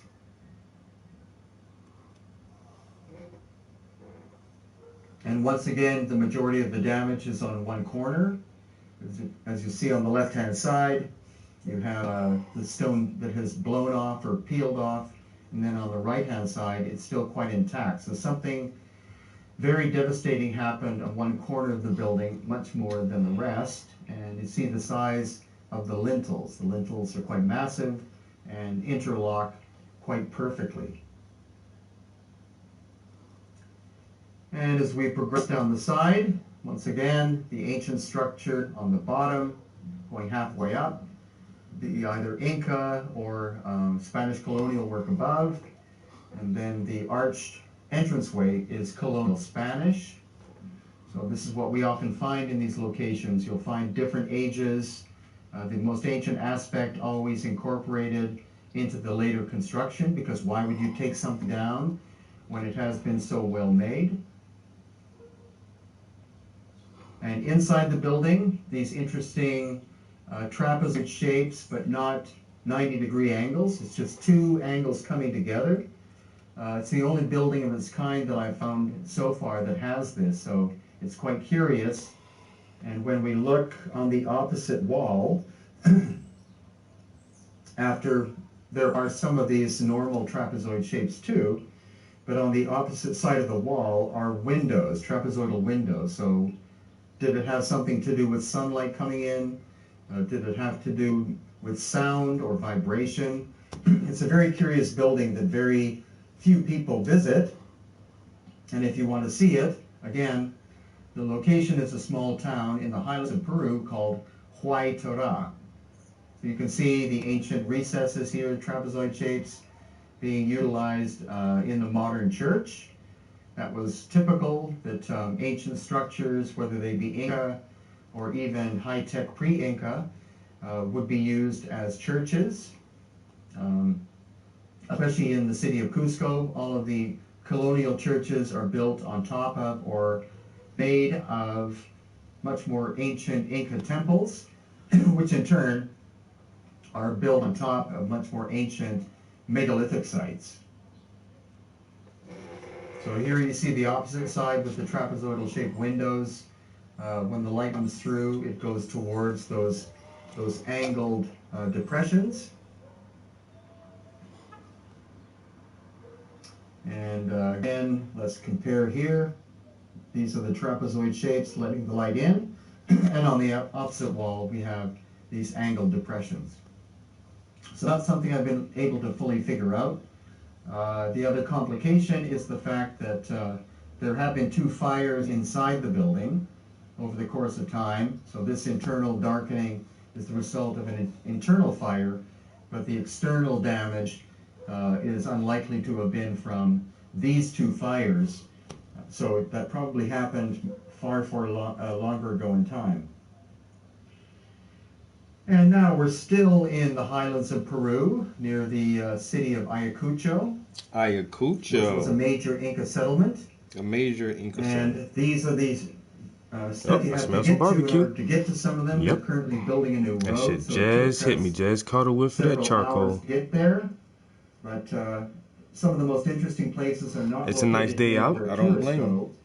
So it requires quite a bit of effort to be able to go and visit them. But in this case, it worked out quite well for us. So we're in this little village driving through, trying to find an ancient church, a Catholic church, built on top of an Inca settlement, built on top of an older megalithic work. And here we are. So of course you see the church, relatively crudely made. This interesting shape on the left-hand side, which is from the older, much older megalithic time period, and then some polygonal walls here. And this is an Inca reconstruction. You can tell because you see these beautifully shaped blocks that had to have been cut using some kind of relatively high technology because the stone is basalt. And so the Inca found an ancient megalithic site located here, and they reconstructed it as best they could. Part of this niche may be original, but it's obvious that that is a reconstructed effort. On the left-hand side, a mix of ancient megalithic blocks and then local material found in the area. And here too, this is another Inca reconstruction. Notice these almost perfectly shaped cubes, which had to have been cut and shaped at a quarry using a relative level of high technology and then much rougher material. So this is typical of an Inca reconstruction effort at a much more ancient location. Then we have the staircase going up to the church. You see that the stones interlock quite perfectly, no gaps in between. So this is more likely, or this is, part of the megalithic aspects of the construction here. Because of the great workmanship of the megalithic builders, this has withstood earthquake after earthquake. And so it was in place when the Inca found the location, and so they simply incorporated it into the construction of their temple. And then when the colonial Spanish arrived, they converted the Inca temple into their colonial church. And here, this again is likely, actually this could very well be the so-called megalithic time period. Not that the stones are huge, but look at the perfect way that they interlock. There has been some damage in the upper areas, but this is the polygonal work, which is typical of the Cusco, Peru area, done by the mysterious ancient megalithic builders. This wall section was found by the Inca maybe 800 years ago, and so they built their temple incorporating what was already there.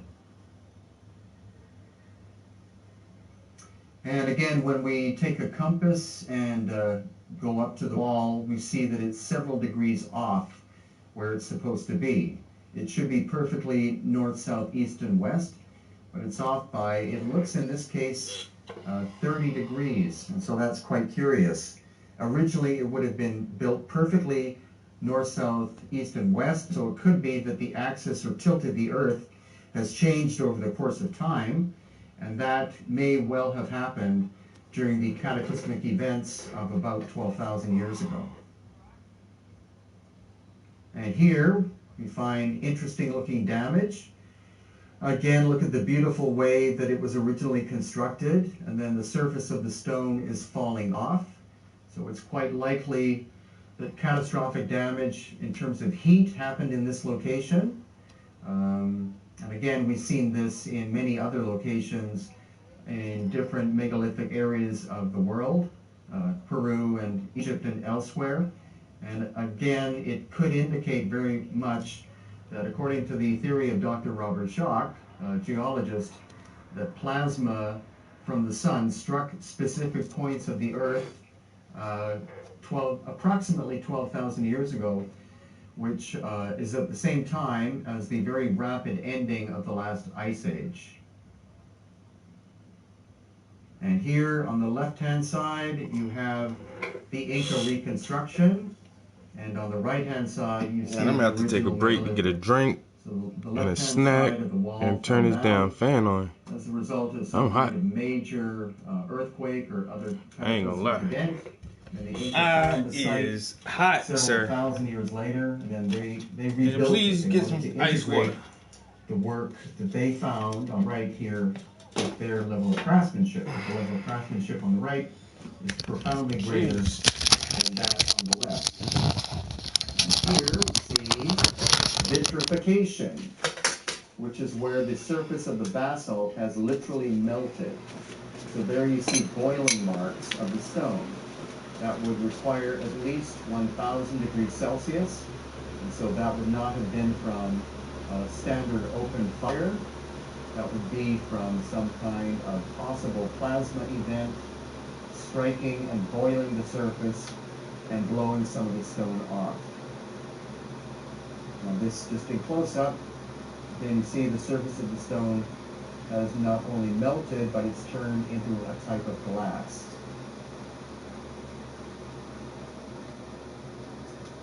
And moving along, I think this again is megalithic in nature, not huge in terms of scale, but incredible in terms of the interlocking nature of the stone. The way it was done would be very much earthquake proofing, and then compare that with the stone on the left-hand side on the top. You can see it's much rougher. I think that is an indication of Inca repair work done to a much older megalithic structure. And here we have Irene sitting inside this interesting looking piece of stone. Where it originally was located, we don't know. But you see the scale of it, it's at least 5 tons. It's made of basalt, and the surfaces look like they were shaped using some kind of advanced technology. And above her is where that area of melting or vitrification is located. And so this is the only location I've been able to find so far in the highlands of Peru that clearly show ancient vitrification of hard stone surfaces. Then right next door we have another megalithic structure. You can see they've had to reinforce it because it's in danger of collapsing. Something struck this with an intense force and basically blew the stones of the left and the side off. Thankfully, the rest of it is still intact, but again, we're going to see the combination of Inca work and then older megalithic work. So this is an Inca repair. See this perfect joinery. So these two stones are from the first time period of construction. Those stones put into there are Inca repair work, and then more Inca repair on the left-hand side. So that's older here, later there. Pre-Inca, Inca. And another of the megalithic structures turned into a temple by the Inca. Still intact on the bottom. Repair work farther up, like that. So the Inca found this damaged by some kind of ancient event, and then they adopted it, and then they repaired it, and they used it as a temple of some kind, and then they abandoned it when the Spanish entered the area somewhere in the region of 450 years ago. And this is one of the original gates into it, again a trapezoid shape. Not something that was invented by the Inca, but something that was adopted because of its aesthetic beauty, and also because a trapezoid shape like that is much stronger than a simple rectangular doorway. So two sides are pushing down and pushing into each other. That makes it very rigid, very strong. And then the portal or the doorway is intact, and then Inca repair work on the upper right-hand side. And again, this is indicative, most likely, of the first time period of construction. Very tight-looking joinery in the basalt stone. Some movement here from an ancient earthquake, most likely. And then the later work of the Inca in reconstruction. They tried to fit the wall together back as well as they could. Some people would say, well, maybe this is Spanish, but the Spanish actually didn't bother doing reconstruction like this. They brought with them the concept of concrete, so they would concrete everything back together. It was also a way to simply rebuild something, because if you use mortar or clay, it's a lot faster technique than trying to interlock the stones once again. So to me, this looks like the Inca very much respected what it is they found, and they tried to repair it as best as they could. And once again, an original doorway, quite tight fitting, showing major damage. And then some Inca repair on the upper right-hand side and down to here. Here's the original tight fitting together. And once again, the same thing. You see the stone tightly fits together all the way from the front to the back. There are no gaps inside. It's all very precision workmanship. And that is indicative of having levels of lost ancient high technology capable of very efficiently cutting very hard stone like basalt. So we're indicating at least diamond level of technology, or possibly even more advanced than that. And also in the area we find Inca work. This is simply carved into a large stone. This was a way of actually predicting the future or prophecy by pouring corned beer down the channel. You would watch the pattern of how it moved in this snake-like fashion, and then you would be able to, what you would do is ask a question and pour the corned beer, and then the probability or percentage that went down left or right side would indicate a yes or no answer to a certain percentage. So 70% yes, 3% no, on and on. But you see the roughness of the work, so that's indicative of Inca level technology. And just a close-up of another one, probable dividing device of some kind from the Inca time period.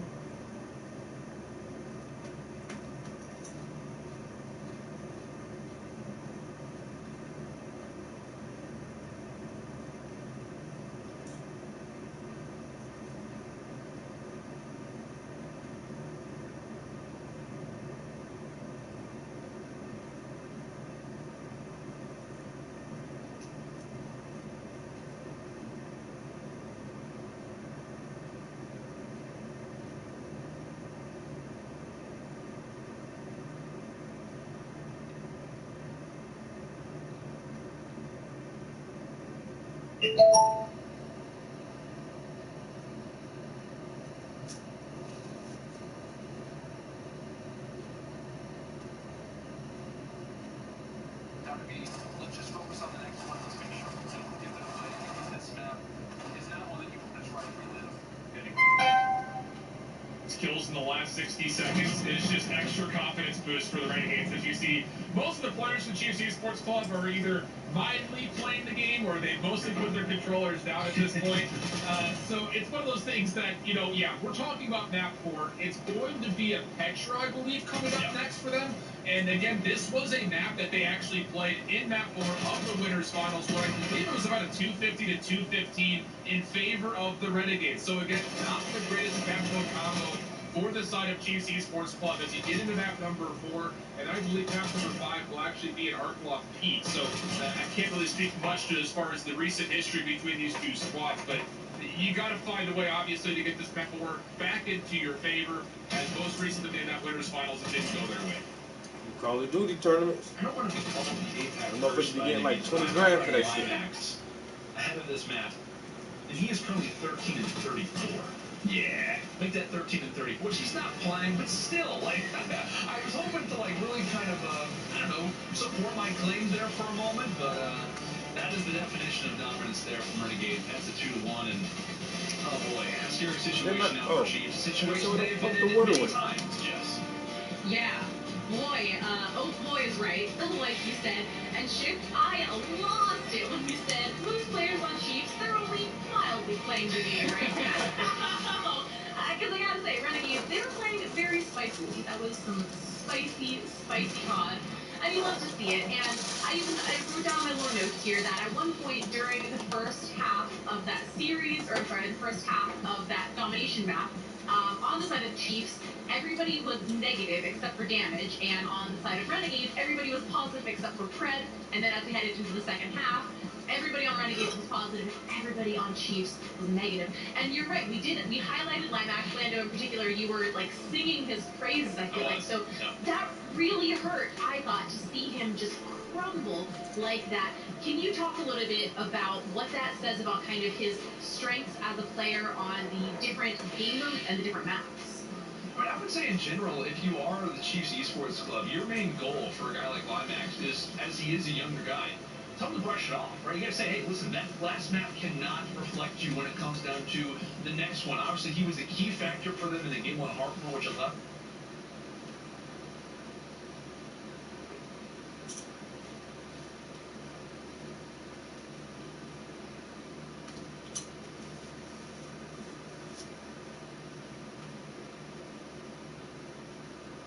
This is how you order all this delivery food for cheap. Okay, so first, what can I get you? You order. 2 tequila old fashions with a special cerveza and a chili garnish. 2 of Johnny Silverhands coming up. Right on, chica. Somebody did their homework. What's like the dog ate mine? Welcome to Outside Xbox and to the latest gameplay from Cyberpunk 2077, a game more hotly anticipated than the next Game of Thrones book and with 100% more Keanu Reeves. I mean, unless George R.R. Martin inserts a pretty wild plot twist. If you feel like you've seen plenty of Cyberpunk 2077 and you know everything there is to know about the game already, we've got some good news. Having played 4 hours of it this very week, we're pleased to report Cyberpunk 2077 still has the capacity to surprise. Here are 7 Cyberpunk revelations we weren't expecting. Plan simple. Do nothing odd. Don't get creative. You go in, snatch the cash, get out. And we sell the BD to those psycho freaks from the studio. Got it. And remember, everything on full blast. Alright. So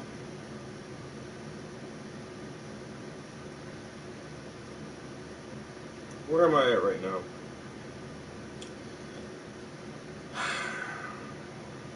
Man, there's too many spoilers, yo. There's too many spoilers, yo.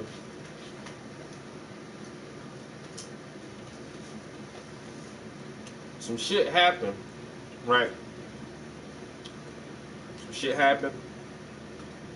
Some bad people come and make some shit happen. And then the bad people leave. And then the main character, she go out to try to catch the bad people who did the bad shit. She got some of these motherfuckers, but can't get all of them.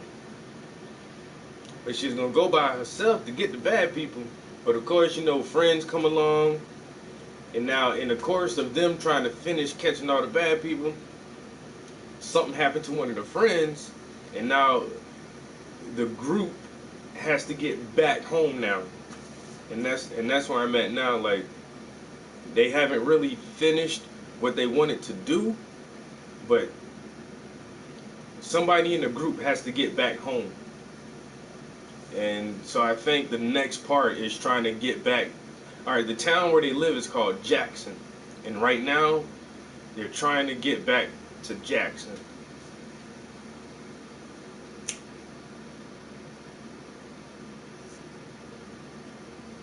So, alright, that's where I'm at. As soon as I get out of here, I'm going downstairs.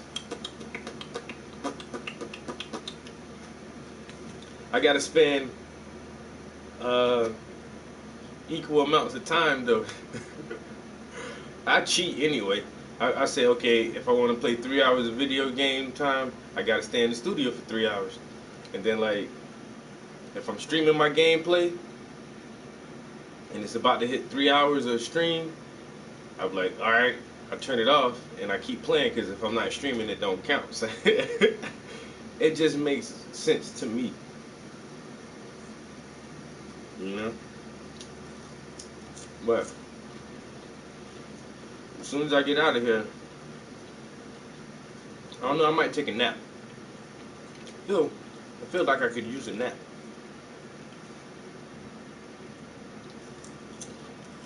If I take a nap, when I wake up, I'm gonna play a game. I ain't gonna lie, that shit had me the other day, yo. I playing that shit, dozing off. I did not want to put the controller down. And it wasn't even real late, it was probably like 11:30. I'm playing that shit.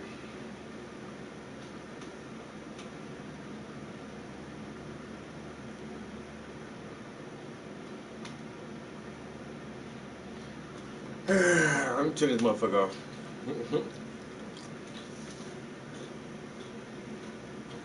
That's how good that shit is. I ain't even want to go to sleep. Gotta see what happens next. It's good though. It's so good.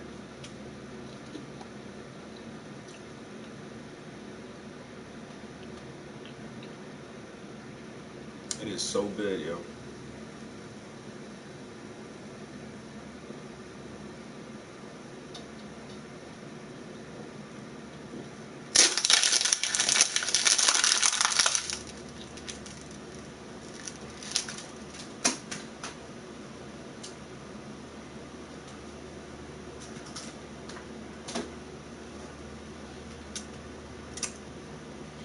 Alright.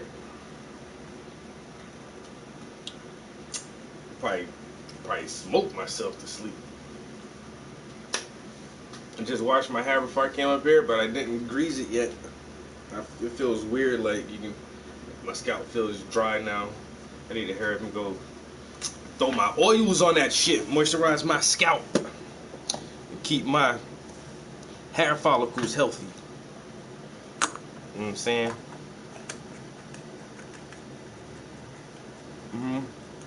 Some people ain't gotta grease their scalp, but some people do. It all depends on what type of hair texture you have, and if you have an oily scalp or not. I don't have oily scalp. It's weird as fuck, yo. How you got an oily face and a dry scalp? What the fuck is wrong with my head? Huh? The fuck is wrong with my head? My face is oily and my scalp is dry. That shit don't make no damn sense. Ain't that all the same skin? Your scalp skin different from your face skin. Ain't that weird though? That the skin on your head is not really the same as the skin on your face? Because if it was, you'll have hair all over your face.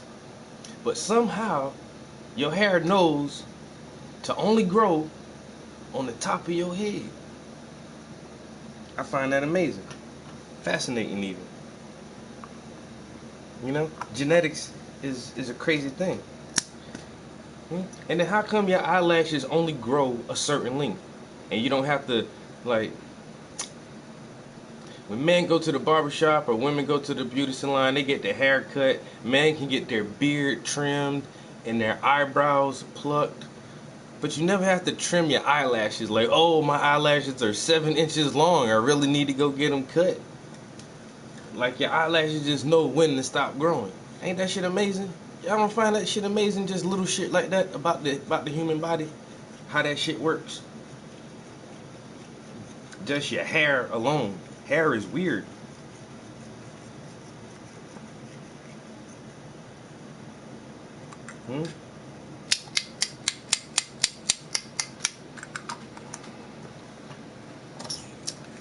Grease my dry ass scalp so my dreads don't fall out. Is that a wig? Get the fuck out of here. You know how many times I get asked that shit? Is that a wig?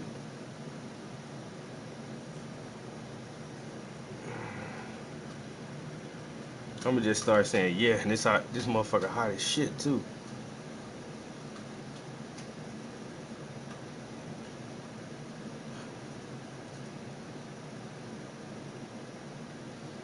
Who the fuck just gonna wear a wig all the time?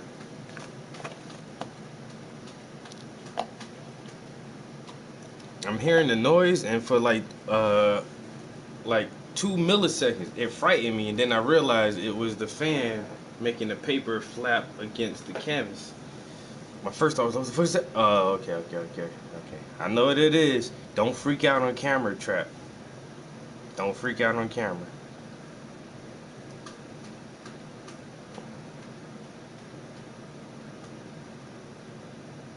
We were thought up. Somebody had to think of that shit. Motherfuckers ain't think hard enough. How come the women got their genitalia inside their body, and the men, we got our genitalia outside our body? That's a poor design. Exposed to all the damn elements and everything, your junk just hanging and flapping about. That shit retarded. That's why other mammals and males, they junk is inside their body until they need to use it, and then it comes out their body. But humans, poor design. You don't think so? You ever been kicked in the nuts? Don't you wish them shits was inside your body some way so nobody can't kick them? You ever kick a woman in her ovaries? Who thought of that shit? A poor goddamn design. Who thought about using the same passageway to swallow food and take in oxygen? That's a dumbass design.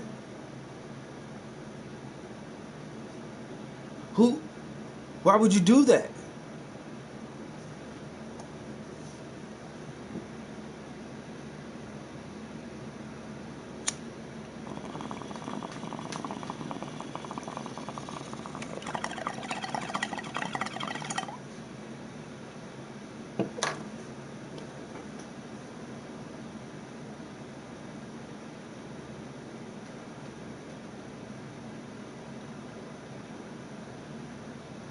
It's weird.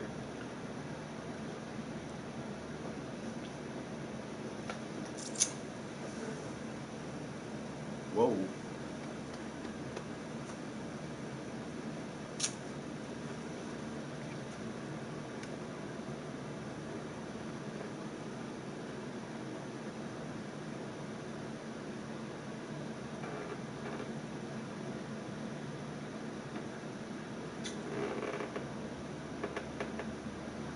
They'll spawn us extra for a wicked adrenaline high.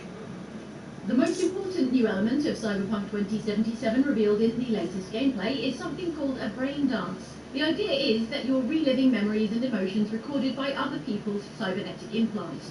That was too much. Feel the guy's pain. His dress, his hope wrapped up in something else. Some of the applications are sleazy, this is a dystopia after all, but there are also more fruitful experiences, like say, getting shot on the back of the head during a botched convenience store hold-up. I mean, whatever floats your boat. Where things get really interesting for you, the player, is when you switch to brain dance editing mode. At this point, you can fly around the scene and analyse things that even the person recording the brain dance might not have noticed at the time, like this security screen on the counter at the store.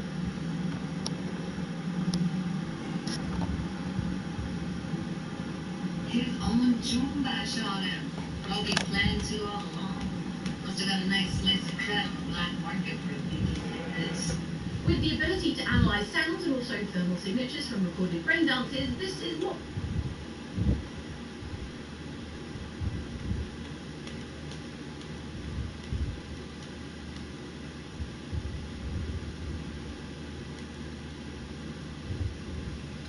$85 by literally clicking twice and installing a free browser add-on. Anytime you check out on your computer, it will search the entire internet, and if it finds a coupon code, it will apply it. Here's how Honey works. We're currently on Macy's. We have a $279 mixer we're going to add it to our bag. Because we have the Honey add-on, all we have to do is hit apply coupon when checking out on any website. And boom, Honey actually found a coupon code that saved us $50.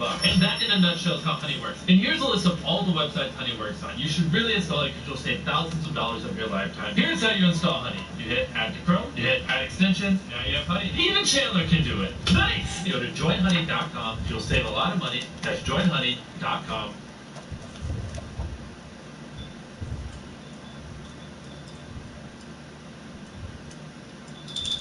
If a man was wearing this, I would be all over him. That smells really good. Smells like my guy's cologne.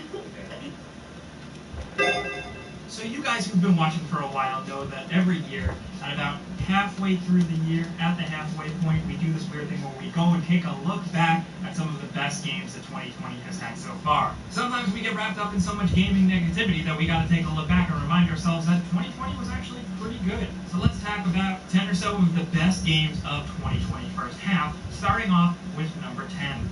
Man-Eater. Yeah, you probably knew we were going to pick this game. Might seem out of left field, but we've been talking about it quite a bit, and thankfully it lived up to our weird expectations of it being essentially an open-world shark action RPG. Manhunter is a ton of fun, and we think that there needs to be more games like this. But yes, it's not super long.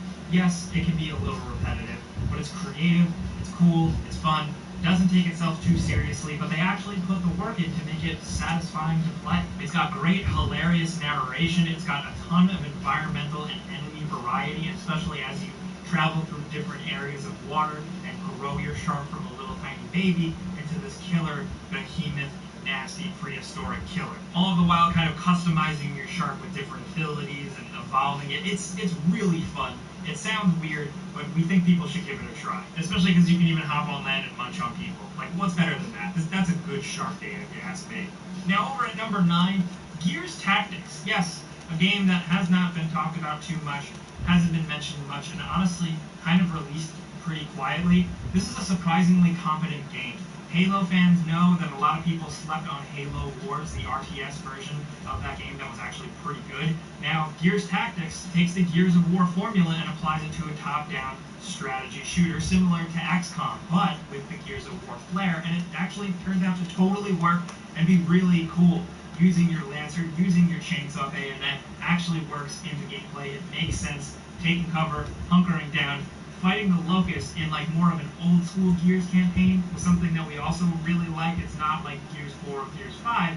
It's actually more like the original Gears because you're in the heat of it. Not to mention that all your squad mates are highly customizable, way more than we expected. It's a pretty good time. It's not perfect. It's got some issues here and there, but like of the bigger tier games that released this year, we really like this one. Now over at number 8, we have a Valve game. Can you believe it or not? A Half-Life game. Can you believe it or not? Half-Life Alyx is downright incredible. Yes, it does feel a little weird to put a VR game on this list, where VR hasn't taken off as much as we were hoping. Still, a lot of us here do like VR, and we really love Half-Life Alyx. In fact, we wish everyone could experience it because it's downright incredible. It serves as kind of like a prequel to Half-Life 2, with you playing as Alex Vance before Gordon shows up, where you're deep in City 17, and you get to see it with your own eyes. And not only that, even though the fact that you're not playing as Gordon Freeman, the Half-Life 5, the Half-Life gameplay, the Half-Life feel, all of that is 100% here, and it made us, as Half-Life fans, very happy. Not to mention the story as well. Does some really, really cool things that you might want to check out if you have the capability. Again, we know not everyone can play this game, and that is a bummer, but, oh boy, read a Wikipedia page or something, because Half-Life Alyx is cool. Now over at number 7, I think we got a highlight for you PC fans out there.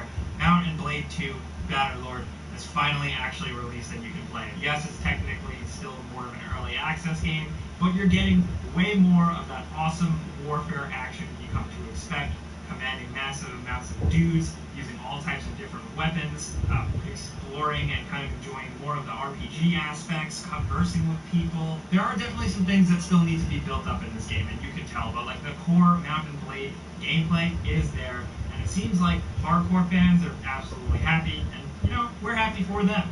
Next at number 6, we're including The Last of Us Part 2. Yes, nobody bribed us to do that, we just genuinely like the game. We don't like it quite as much as the first game, and we can definitely admit that there's a couple of problems in the story and the gameplay, but overall, we still found it very satisfying and lengthy to play through. This time, it's like an Ellie story, and she goes out for revenge in an incredibly bloody, violent game, filled with all of like that brutal kind of survival horror aspects that The Last of Us brings, with bigger environments, incredible graphics, and honestly just some really, really great performances by the voice actors and motion capture actors. Some people were let down, we were not. Agree to disagree, but let's move on. Over at number 5 and talk about Ori and the Will of the Wisps, another surprise game that not enough people are talking about. Once again, I sound like I'm repeating myself, but seriously, Ori and the Will of the Wisps is a follow-up to Ori and the Blind Forest, and it's better in every way. It's downright incredible, from the way you progress to the abilities you gain to the way you traverse the environments to the way the actual environments themselves look like pure concept art come to life. It's great. It really is something else you need to experience either on an Xbox or on a PC. We played it on PC and we loved it there. The music, the environment, the atmosphere, the touching but simple story will get you, but the gameplay will keep you there for the long haul, and I think that's important. Now, over at number 4, if we're talking about gameplay, Call of Duty Warzone was another surprise this year. Who would have thought another free-to-play battle royale game was released and it was actually pretty good? Like, just as we're starting to really get tired of these types of things, Call of Duty's newest spin on it in the Modern Warfare engine is actually pretty good. And I think it would be weird for us to not acknowledge like the mainstream acceptance that this game has gotten for good reason. It's compelling and it's fun. The loot system and the weapon system works here really well. The levels and just kind of the design of the environment, we kind of just enjoy it a bit more than Blackout, but of course everybody feels differently. Just generally, we really liked Modern Warfare, especially from a single-player perspective, and we really liked their spin on the whole drop in and shoot a bunch of dudes and survive till the end thing. Now, down to number 3, we have the Final Fantasy VII Remake.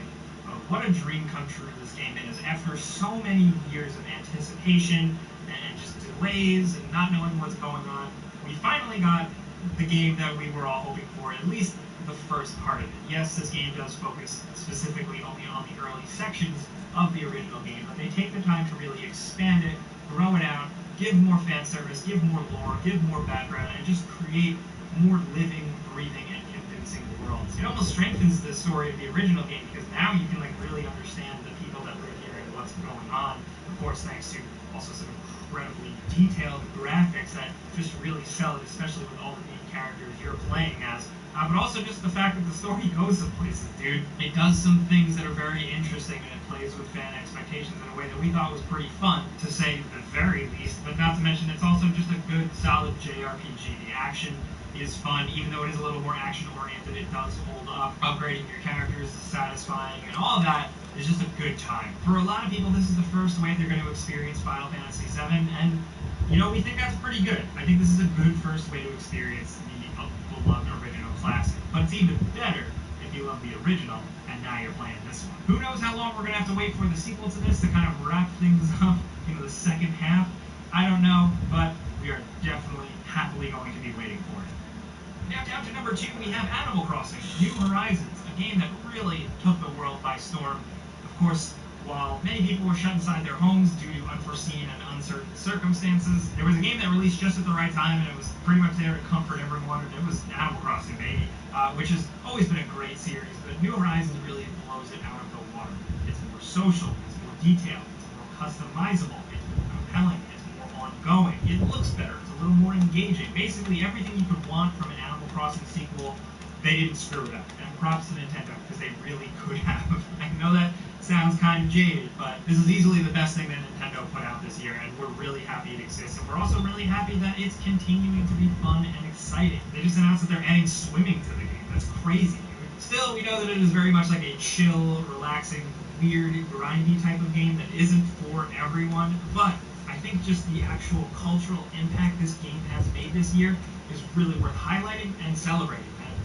Now down to number 1, we have Doom Eternal, which essentially takes Doom 2016, a game that we absolutely love, and I'm pretty sure we chose it as our game of the year. It kind of just blows it all out of the water and expands upon it. It goes full insane sequel in a way that may alienate some fans of the previous game, just how over the top it goes, but for us, we loved all the additions, the new weapons, the bigger levels, more traversal abilities, just more opportunities for murder, incredible new enemy types, and a multiplayer mode that was okay. Doom Eternal really goes nuts, and it just kind of goes further lengths to make the Doom guy essentially Superman. Like, he is like almost like a superhero in this story. He is just this crazy badass legend of a killing machine, and it's really cool with what they do with the lore. And generally, throughout the entire game, from the bosses to the areas you visit, the enemies and villains you face off against, this game is truly a thrilling ride from beginning to end, from the music to the visuals to the insane white-knuckle gameplay, where you should definitely crank up the difficulty if you can once you become a seasoned vet. It's even more satisfying. Doom Eternal is kind of like the gift that keeps on giving, and we love it. But of course, before we go, we got some bonuses as well. First, Resident Evil 3. We got to see the Nemesis in 4K, and he's not pretty. Also, Neo 2 is just as good as the first one. Dragon Ball Z Kakarot we wanted to give a highlight to because it's not like the greatest thing in the world, but it is a really nice, fun way to relive a lot of your favorite sagas. And for PC fans, we had to highlight Satisfactory because I'm sure a lot of you guys are definitely addicted to that. But those are some of the games that we really liked in the first half of 2020. Of course, we didn't have enough time to cover smaller games, so we'd love to hear any other recommendations you have down in the comments. Maybe we can make some other videos highlighting those. Anyway, if you have your own top 10 of games that you've played the first half of 2020, let us know. Anything at all, we'd love to hear from you, but clicking the like button is the best way you can help us out. We always say it, but we do really appreciate it. And if you're new, maybe consider subscribing and hitting that notification bell, because we put out videos every single day. Yep, as always, though, thanks for watching. We'll see you guys next time.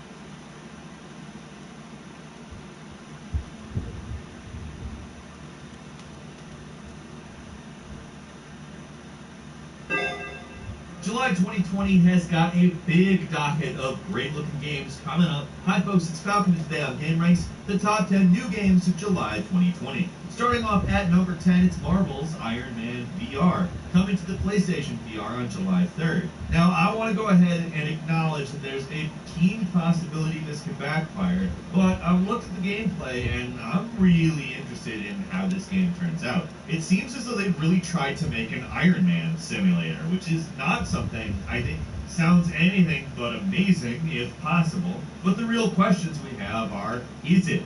Is it possible?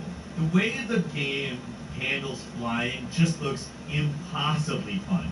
You pretty much control the flying with your hands. It is extremely cool looking, and from what I've seen, people seem to like it. Now, of course, we really can't say anything until the game itself is out, but that's very soon, and I can tell you, without a shadow of a doubt, I am at least going to try it. If it pans out, this could easily be the killer VR app, so to speak. Be a superhero. At number 9 is Trackmania, which is a remake of the freeware game made years ago called Trackmania Nations. I don't know if you remember this game, but it was this basically a Formula 1 RC car track-oriented racing game. Like, it was a long time ago, and it went on for a number of years, but they were no longer able to make money on it through ads, so it got shut down. And it's been quite a while since anyone's been able to play it. That whole thing is being rebooted. This is a free-to-play, but I want to go ahead and just note that the original was a free-to-play, and it was one of the most fun games. Seriously, it's been a very long time since I've played this game, and frankly, it just seems like a lot of fun to drop in. They intend to monetize it seemingly through season passes of various levels, although they're also selling access by the year, so I don't know exactly how that's going to pan out. However, this is an insane, gravity-defying arcade racer that, like, as far as that description goes, it's one of the ultimate games. It turns out to be a lot like the original anyways.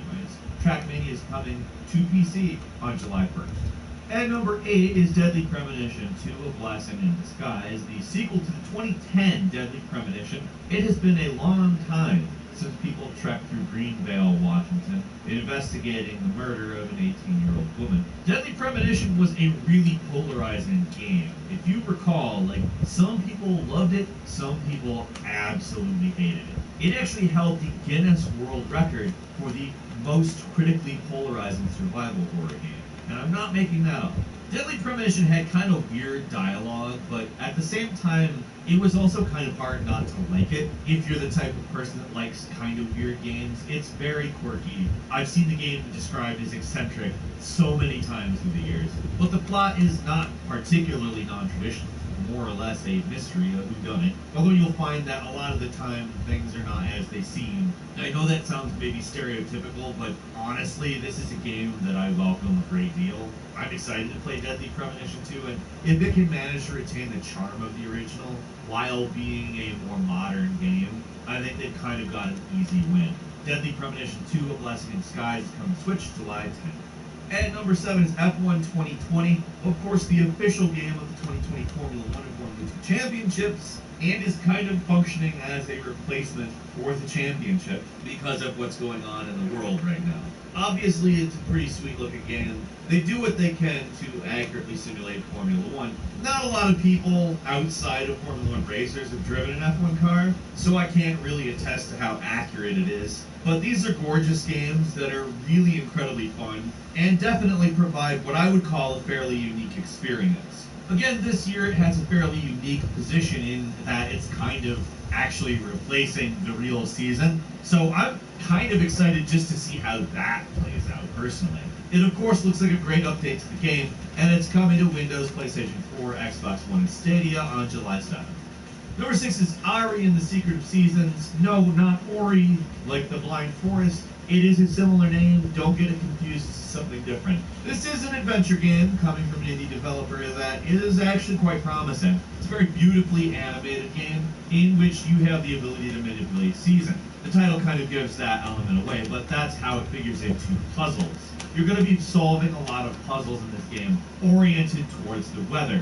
And honestly, I'm really excited to play this because this is one of those games where I've seen a lot of great stuff about it. It looks like a game with some good combat and some pretty cool looking puzzles that has the potential to be really incredible. This is a game that debuted at Gamescom 2017 and got Best Unity Game, which is, I mean, again, it's a beautiful looking game, and I'm really excited to play it. Ori and the Secret of Seasons coming to PC, PS4, Xbox One, and Switch on July 28th. At number 5 is Skater XL, which has had the benefit of a pretty productive early access season, so to speak. This is a game that has really been well liked by people who really just know that good skateboard games are tough to come by. And in particular for people who like skate, this is a game that people are just absolutely stoked on. I mean, let's be serious, this is a genre that is basically ignored. Tony Hawk was the killer app, Skate was a great game, and then basically everything else,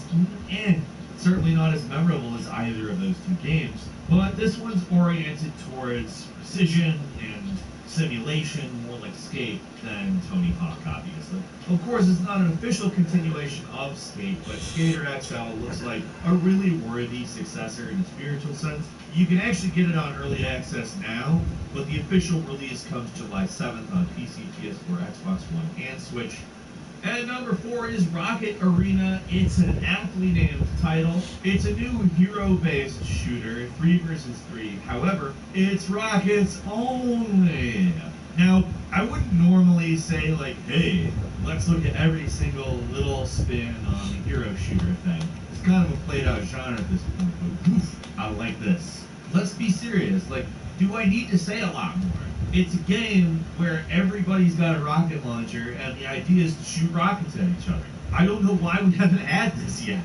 It's one of those of course games. Of course. I'm there. I'm gonna play it. I haven't played it yet. But Rocket Arena. PC, PS4, Xbox One, July 14th. I'm gonna be there.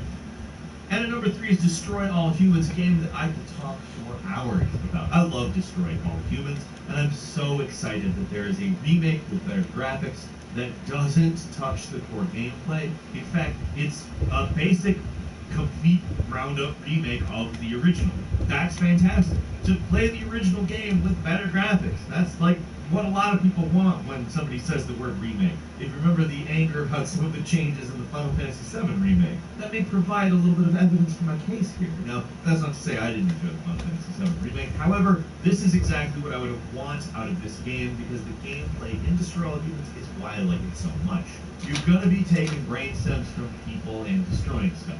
That's an apt description of the game. It's absurdist, the humor is great, all the voice acting has been retained from the original. I'm there. I'm so there. Destroy All Humans is coming to PC, PS4, and Xbox One on July 28th. And number 2 is Paper Mario, the Origami King, which is of course a new entry into that franchise. As you know, Paper Mario is fun. I've always loved Paper Mario. It's a weird spin on the Mario formula. It's in a lot of ways an RPG, and in some other ways not. Like, it retains some of the original Mario gameplay as well as a turn-based battle system. And I'm not going to go ahead and tell you to expect, like, an amazing, relatable story. They are still oriented around the Mushroom Kingdom and all of that. But I'll tell you this, I am more than eager to stroll down the Paper Mario memory lane, so to speak. I love Paper Mario. I have played Paper Mario since the Nintendo 64. Switch couldn't be a better place for one of these games either. The graphics are beautiful, certainly way ahead of any other game, while retaining the look and feel. Paper Mario is hitting the Nintendo Switch on July 17th. And finally, probably the game I've been looking forward to the most on this entire list is Ghost of Tsushima. This is just an awesome looking PS4 exclusive that they announced a while back, and I've just been craving more of because it's such a cool looking, beautiful trailer with this intense, like, realistic but surreal look to it. And the game is apparently oriented around learning a style of martial arts more or less. It's an action-adventure stealth game with a lot of swordplay in it, if indeed you decide to go the combat route. But hey, the infamous developers could have done something a lot less cool than this. This is just an astoundingly awesome looking game. I cannot wait to play it. It is going to be one of those ones where if it's not as good as it looks, though, I'm going to be really disappointed. Ghost of Tsushima's hitting PlayStation 4 on July 17th. We've also got a quick bonus to mention before we leave. Death Stranding is hitting the PC. If you played it on PS4, you know that Death Stranding is a very specific game for very specific people. I am one of those people. I love it. I fully acknowledge you may not be one of those people. But I do know a fair number of people were waiting for it on PC, and we wanted to make sure people knew it was coming July 14th. I might play it again. I don't know. We'll see. So what games are you playing this month? Leave us a comment, let us know. If you like this video, click like. If you're not subscribed, now's a great time to do so. We upload brand new videos every day of the week. The best way to see them first is, of course, a subscription. So click subscribe. Don't forget to enable all notifications. And as always, we thank you very much for watching this video. I'm Falcon. You can follow me on Twitter, Falcon Hero. And we'll see you next time right here on Game News.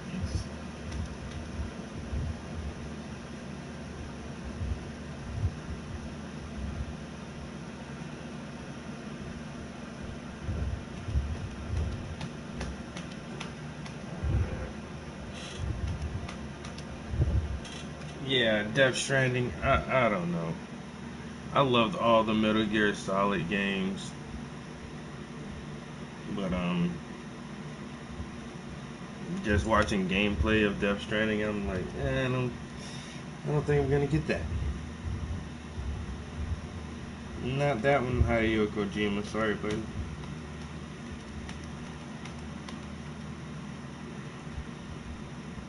And they had Norman Reedus. I was so like ready to pre-order that shit, yo. I was a Walking Dead fan for years. It's still kind of young. I think I might I need to be a little bit more brown. I think I might binge watch whatever episodes are up there, whatever episode they got to last year or this year.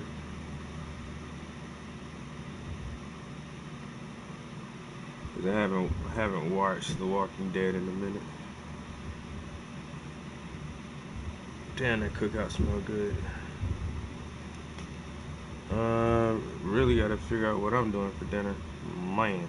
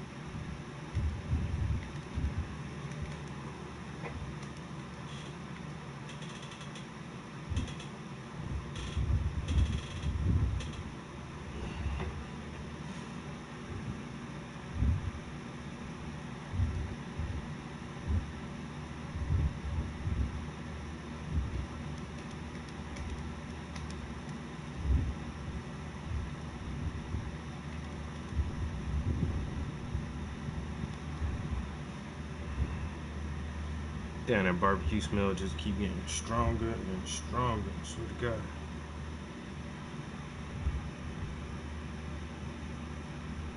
That shit like they almost purposely blowing that shit in my window.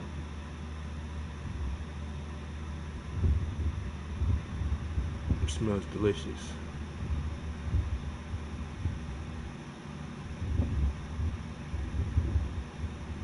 Man, screw that. I'll just do something simple depending on how early. What time is it? I got time, and it's getting late. I mean, it's getting dark later and later. I'm gonna just light my grill up. I'm throw some burgers on the grill. It's always the easiest thing to do. Pat out some hamburgers, put them on the grill.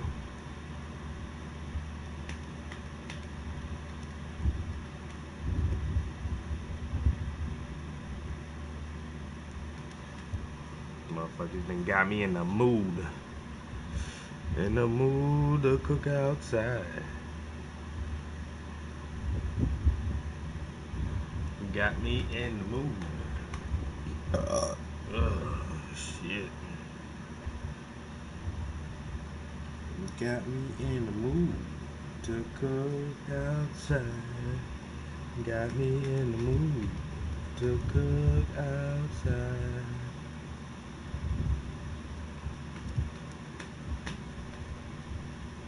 Got me in the mood to cook outside. Got me in the mood to cook outside.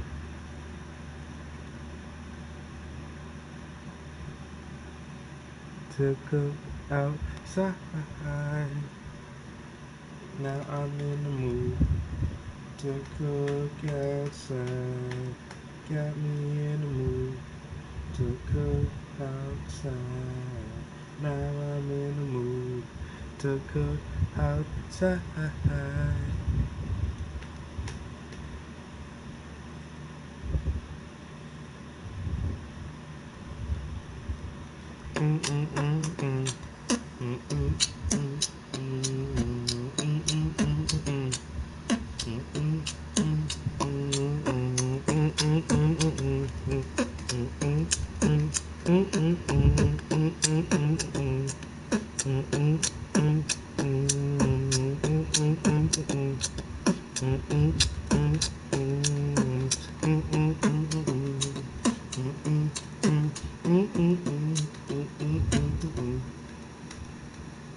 Got me in the mood to cook outside.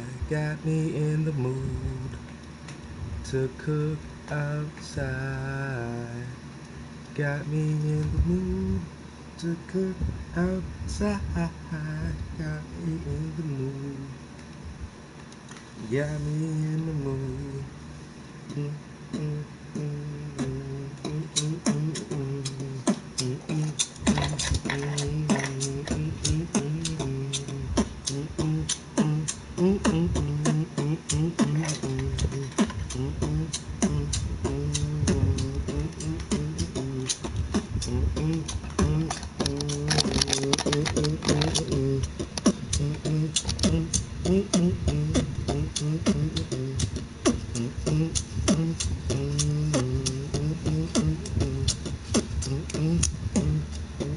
Alright, that's enough of that shit.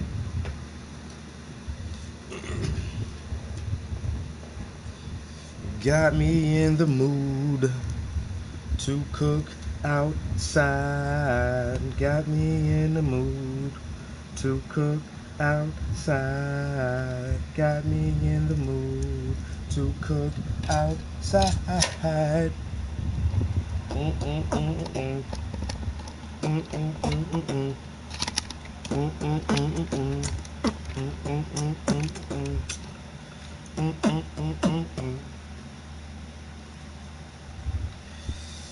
The barbecue smells so good, man. Damn, it's just the aroma is wafting through my window. Is that the proper way to use that word in the sentence? Don't make me Google that shit, man. And it smells delicious. It has me in the mood to cook outside.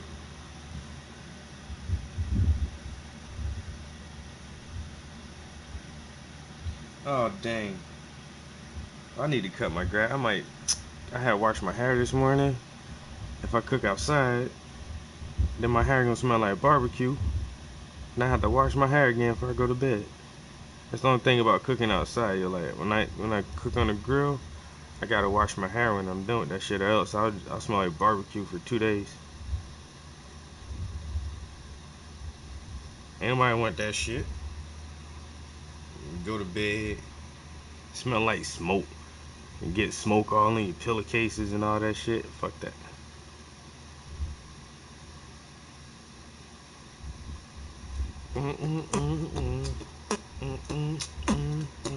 Y'all wrote that down? Somebody gotta be writing these songs down, man.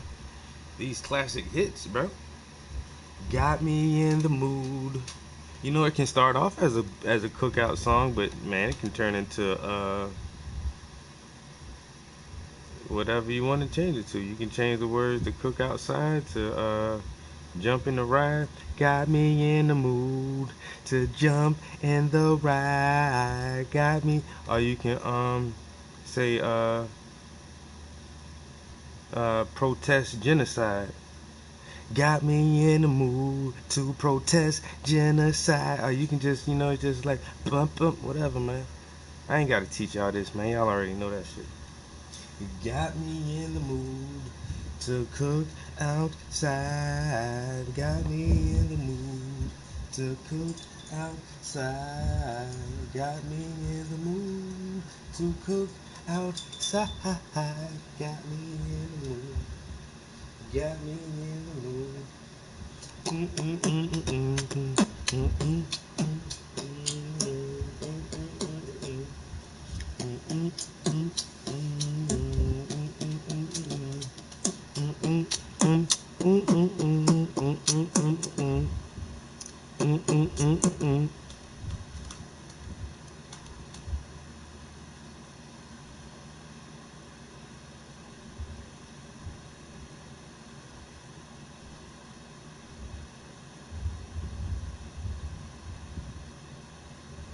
I stay in the room 'cause it's hot outside.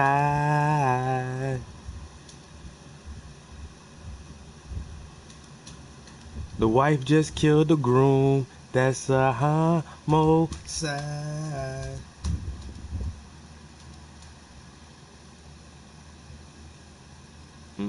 I just grabbed a broom and got swept from behind. Well, you know, just throw some different words in there.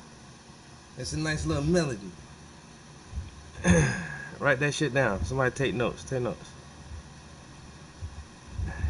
All right. On to the next one. Gemini. Conversations with myself.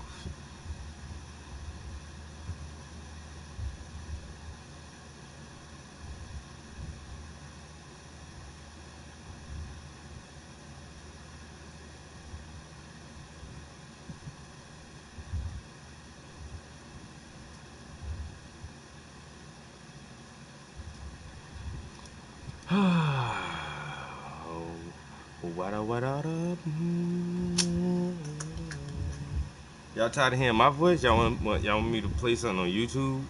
I mean, I don't normally take suggestions unless I offer. When motherfuckers come in here and just be like, yo, play this. Yo, look that up. Sometimes I might. Most of the time, I don't.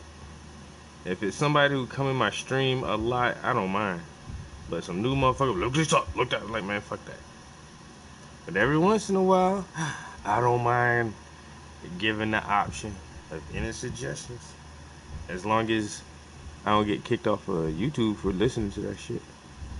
Yes, I mean.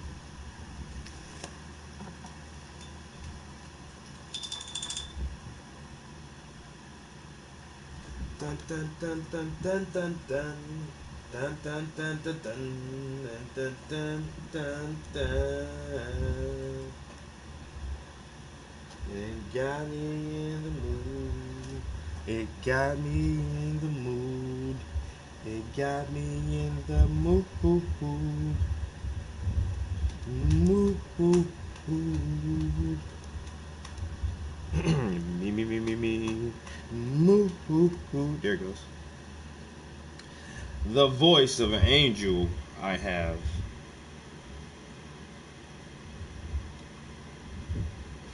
Got me in the mood.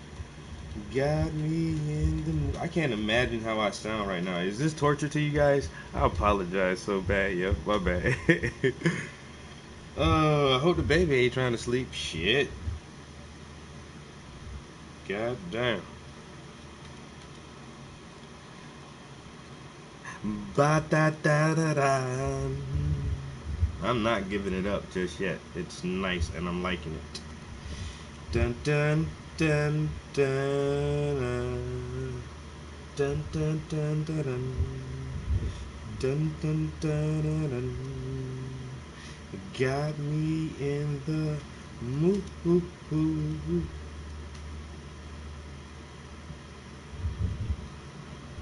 Ooh, they got another big whiff of that barbecue just now. Like, wow. You know how you on the grill, the wind be shifting, it blow it in your face, then it blow it in the person's face across from you, then it come back in your face. So just then, the wind blew it in my face. It keeps teasing me.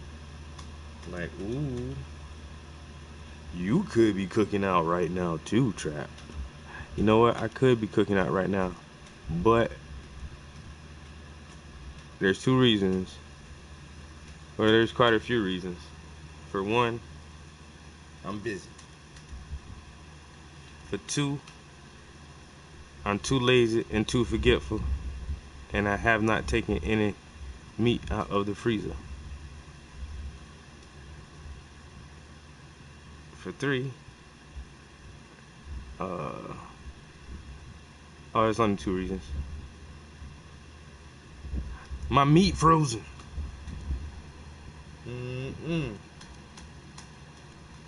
Y'all ever had a can of soup on the grill? Nothing like some barbecue soup.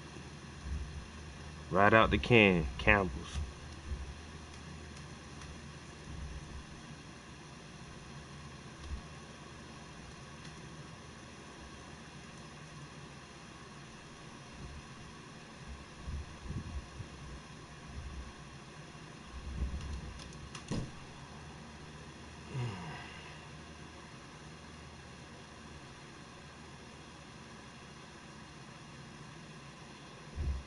She got me in a mood. Go cook outside, bro.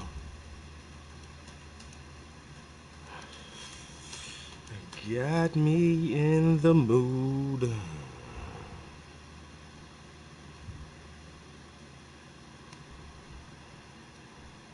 To cook outside. Got me in the mood. To cook outside. That's a hit, man. I don't know if y'all can hear it or not, man. I'm a trendsetter. You know what I'm saying? I don't know when shit hot before other people realize it hot. You know? I gotta try to keep up. Dang, how I gotta stroke this? It gotta come like at an arch, like this way. Yep, like that.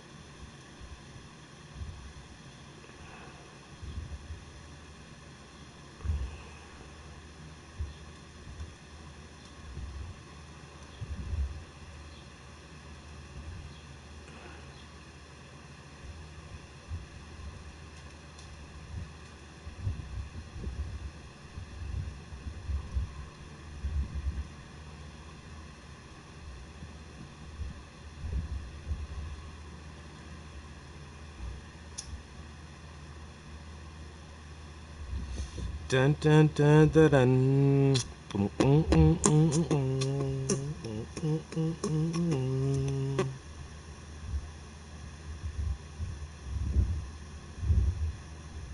I should yell out the window, yo, whoever cooking out, I'm about to come grab a plate, if you don't mind. And see if they yell just anything back, like, sure, neighbor, no problem. Or, motherfucker, don't you bring your ass over here. I think it may be the latter.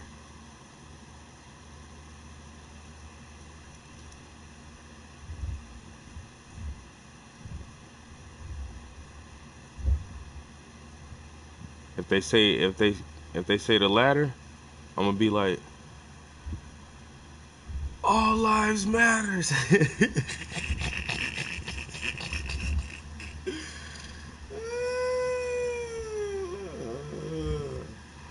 Oh damn.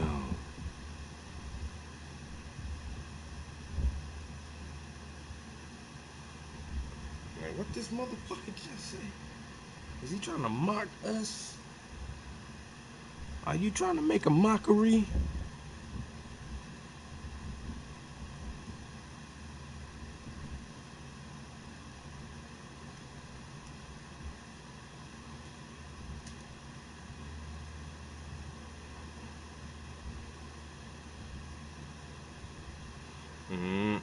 That shit sure smell good though. I wish I had smell-o-vision. That shit smell like the good meat. That shit smell like some ribs or some steak or something. That ain't no chicken. They ain't know what they cooking no chicken and hot dogs. I'll tell you that right now. Don't know hot dogs smell like that. That's some beef.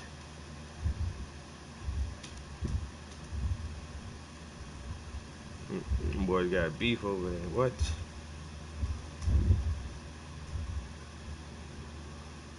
If they had chicken and hot dogs, and I yell out the window, fix me a plate, they probably would. But how that shit smelling right now, they ain't giving nobody none of that shit. I don't know if I got some short ribs and some goddamn porterhouse. Fix me a plate, motherfucker, don't. If we ain't put in on this shit, that shit, like goddamn, love thy neighbor, nigga. Am I not my brother's keeper, bitch? Fuck, nigga, why you acting like that? You know, if you ever yelled at me to fix you a goddamn grilled cheese sandwich, you think I'm gonna deny you?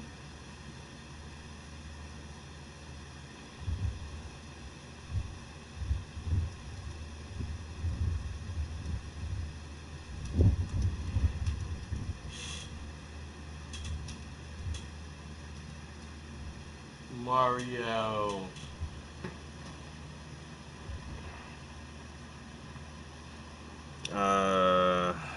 Thanks for the comment. Whew, man, it's so hot up in this studio, man.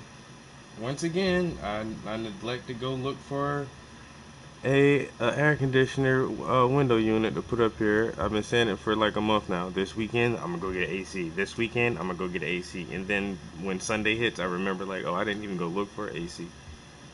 But I can just keep procrastinating. I can just get on Facebook Market, hit somebody up now, like go grab.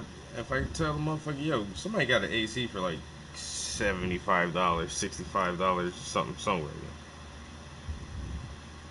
Hit somebody up real quick, go grab some money out the ATM, hop in the wheel, bada bing, bada boom. Then I won't be sitting here crying about how hot it is. But then if I do that, I mean, where would the struggle be? You know, where would the pain from the artwork come from? When I say I put my blood, sweat, and tears, you know how you sweat? You gotta be hot to sweat.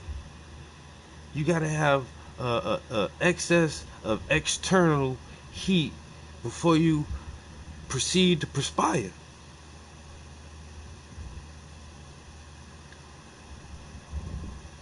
So without the heat, will my art still be as hot as it is now? I don't know. Or maybe I want to be one of them cold ass artists. You know what I'm saying? When the motherfucker just ice cold. Get the AC in here. Had a whole room pumping ice cold in this bitch. Will that change my art style then? Maybe. Maybe not. These are the things that I ask myself. You know? I'm a product of my environment.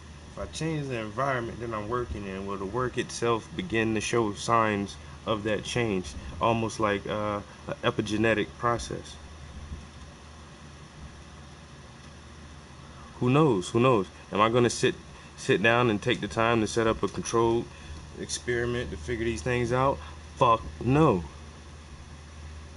It's just cool to think about, though. It gives you something better to think about.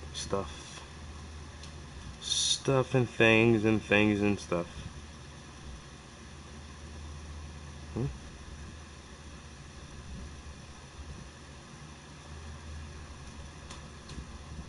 Maybe on the subconscious level, I don't want a AC in here, but it is hot as hell, and the AC in here would be nice. It would be nice for some air conditioning. It would be nice for some air conditioning in my studio.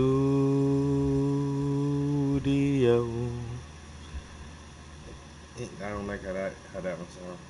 Anyway, on to the next one. I wrote a song like the Here You Go.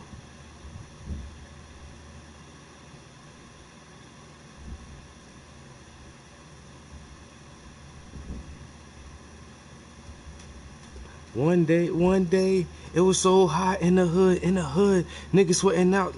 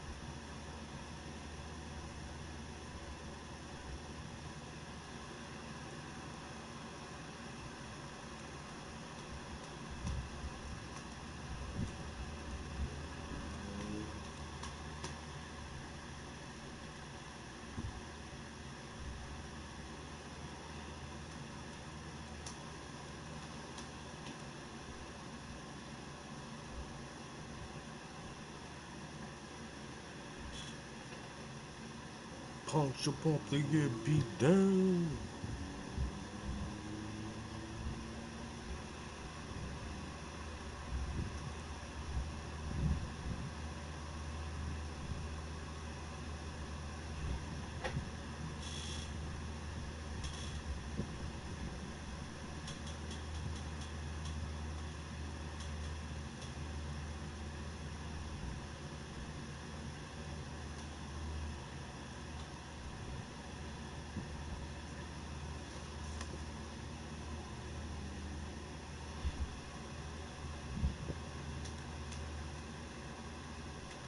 All right, what do you guys think of the piece so far? And honest opinions only.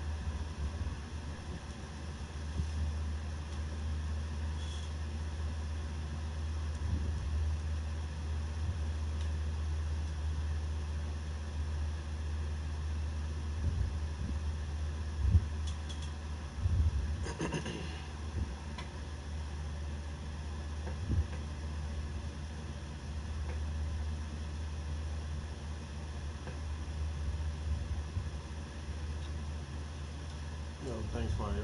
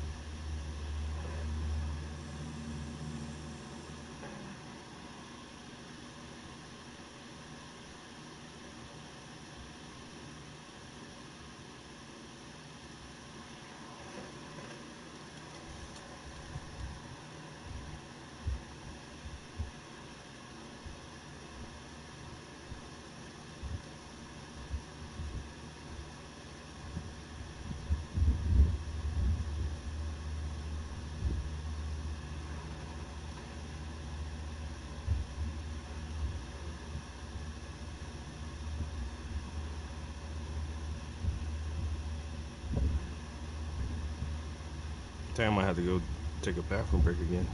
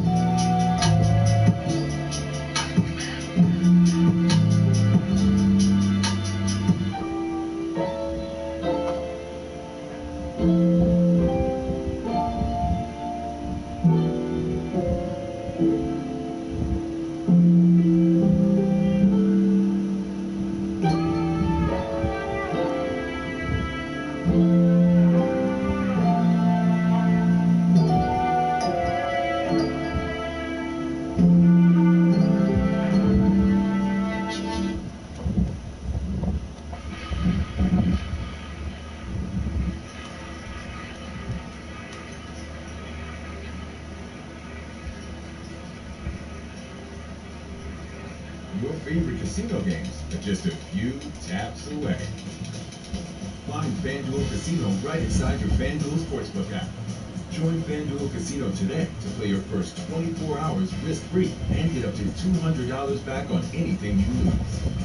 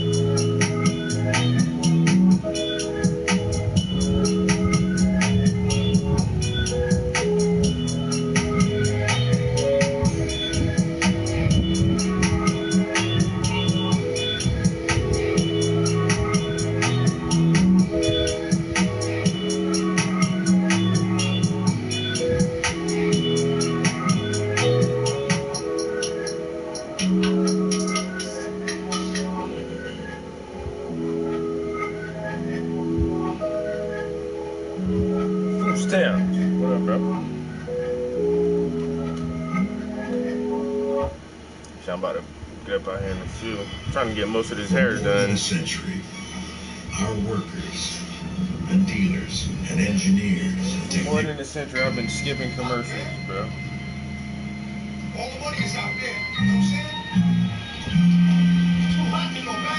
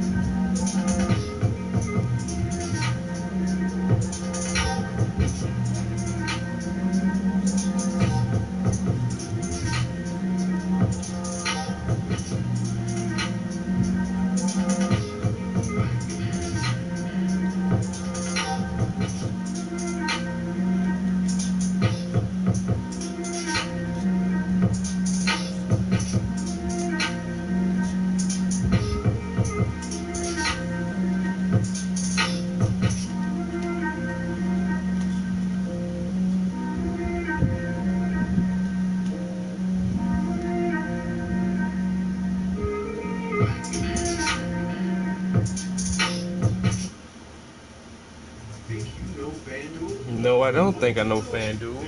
And I don't care if you have an ace up your sleeve. It's not about control. It's not like he wants to kill. He just doesn't want to die. You know what I'm saying? It's that situation you got. We are living in a war zone. I feel like I can represent my team races so much as I honestly did not care what was to die. But now, I cannot die. I can't live straight. You know, I'm not suicidal. I can't go. So you already know what time it is. And then after that, boom, it's all over. And we can see, you know, I just move forward. But that's how it is. It's being because if I can't live free, if I can't live with the same respect as the next man, I don't want to be here. Because God has cursed me to see what life should be like.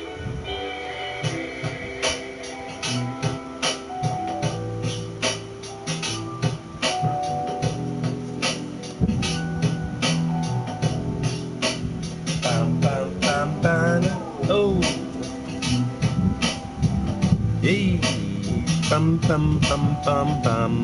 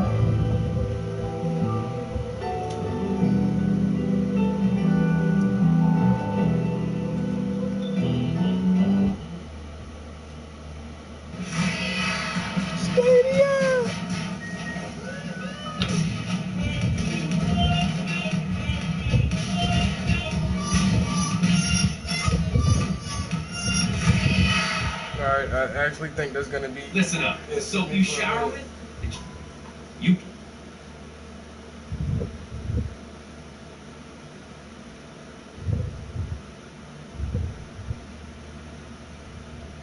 didn't mean to restart. I meant to power down. I need to go take some meat out the freezer for dinner. Just have a late lunch. I'll probably have a late ass dinner too. Right? I don't know. Oh my god. It's Sunday. Who cares?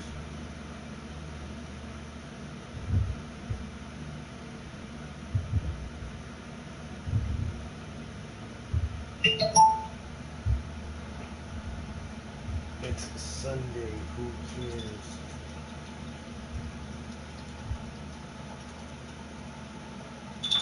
Going back to my regular hours next week. Well, starting tomorrow. I was working from 9 until 3.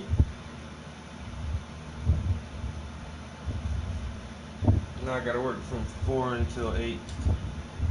I mean from 8 until 4.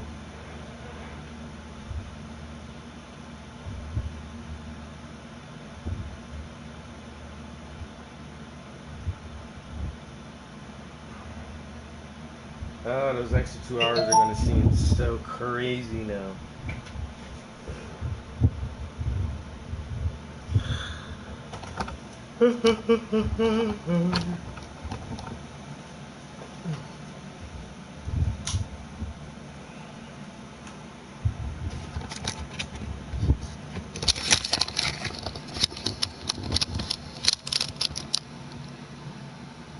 Man, this thing is starting to look real good now.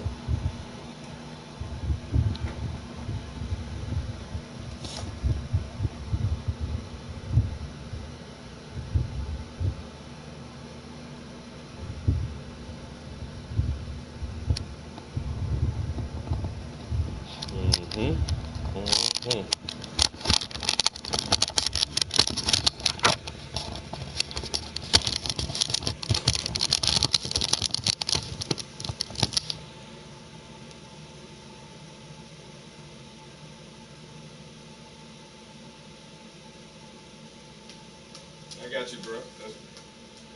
That was my plan. Me and you on the same page, homie. Me and you are on the same page. I'm about to go eat my last little bit of leftovers from last night. That'll be my late lunch. Take something out to cook for dinner tonight. And I got one load of laundry to put in the dryer. And that's it. I'm going to turn the game on and sit in front of the game for a couple hours. Yes, sir. That's exactly what I'm about to do. Appreciate y'all, chilling in the studio with me, watching the progress on this portrait. It's coming along nicely. I'm at the slow part now where it's time to start trying to fit in all the little details, the large brush strokes, and everything is covered in the larger areas. So now it's the slow detail time. This is where the magic happens. And just in a few hours, we've seen just how much of the headdress and the hair is starting to pop out now than it was earlier today. So tons of more details. Got a lot of beads and hooks and loops in there, and some more ribbons. And got a lot of highlights and reflex on the hair, and worked on this braided decorative headband that she's wearing. Next we'll continue with some of her jewelry. So I'll probably move from the headdress and start adding some details to her arm bracelets and to this necklace and medallion that she's wearing. And then we'll start working on the pinks and the reds for the fringe of her dress and the roses that she's holding. And then we'll try to do that blue last.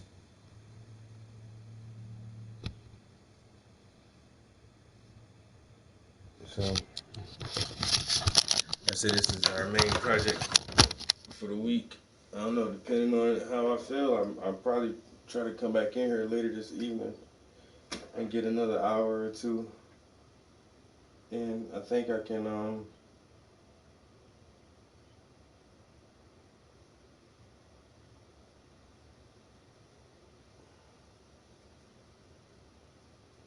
I might can clean that palette off. There's a lot of good paint on there though. I'll keep those colors on there. But going into that red, I'm gonna just be using a lot more reds for a couple days. What?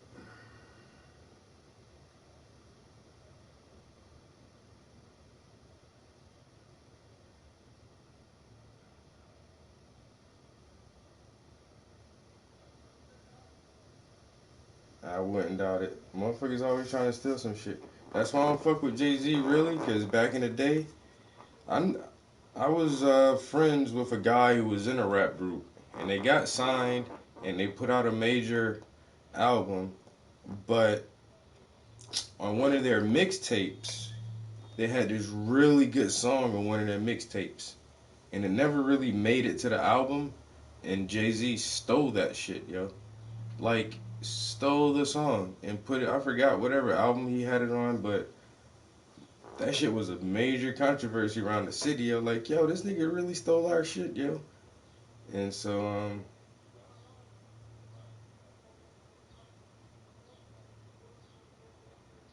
yeah, it's crazy.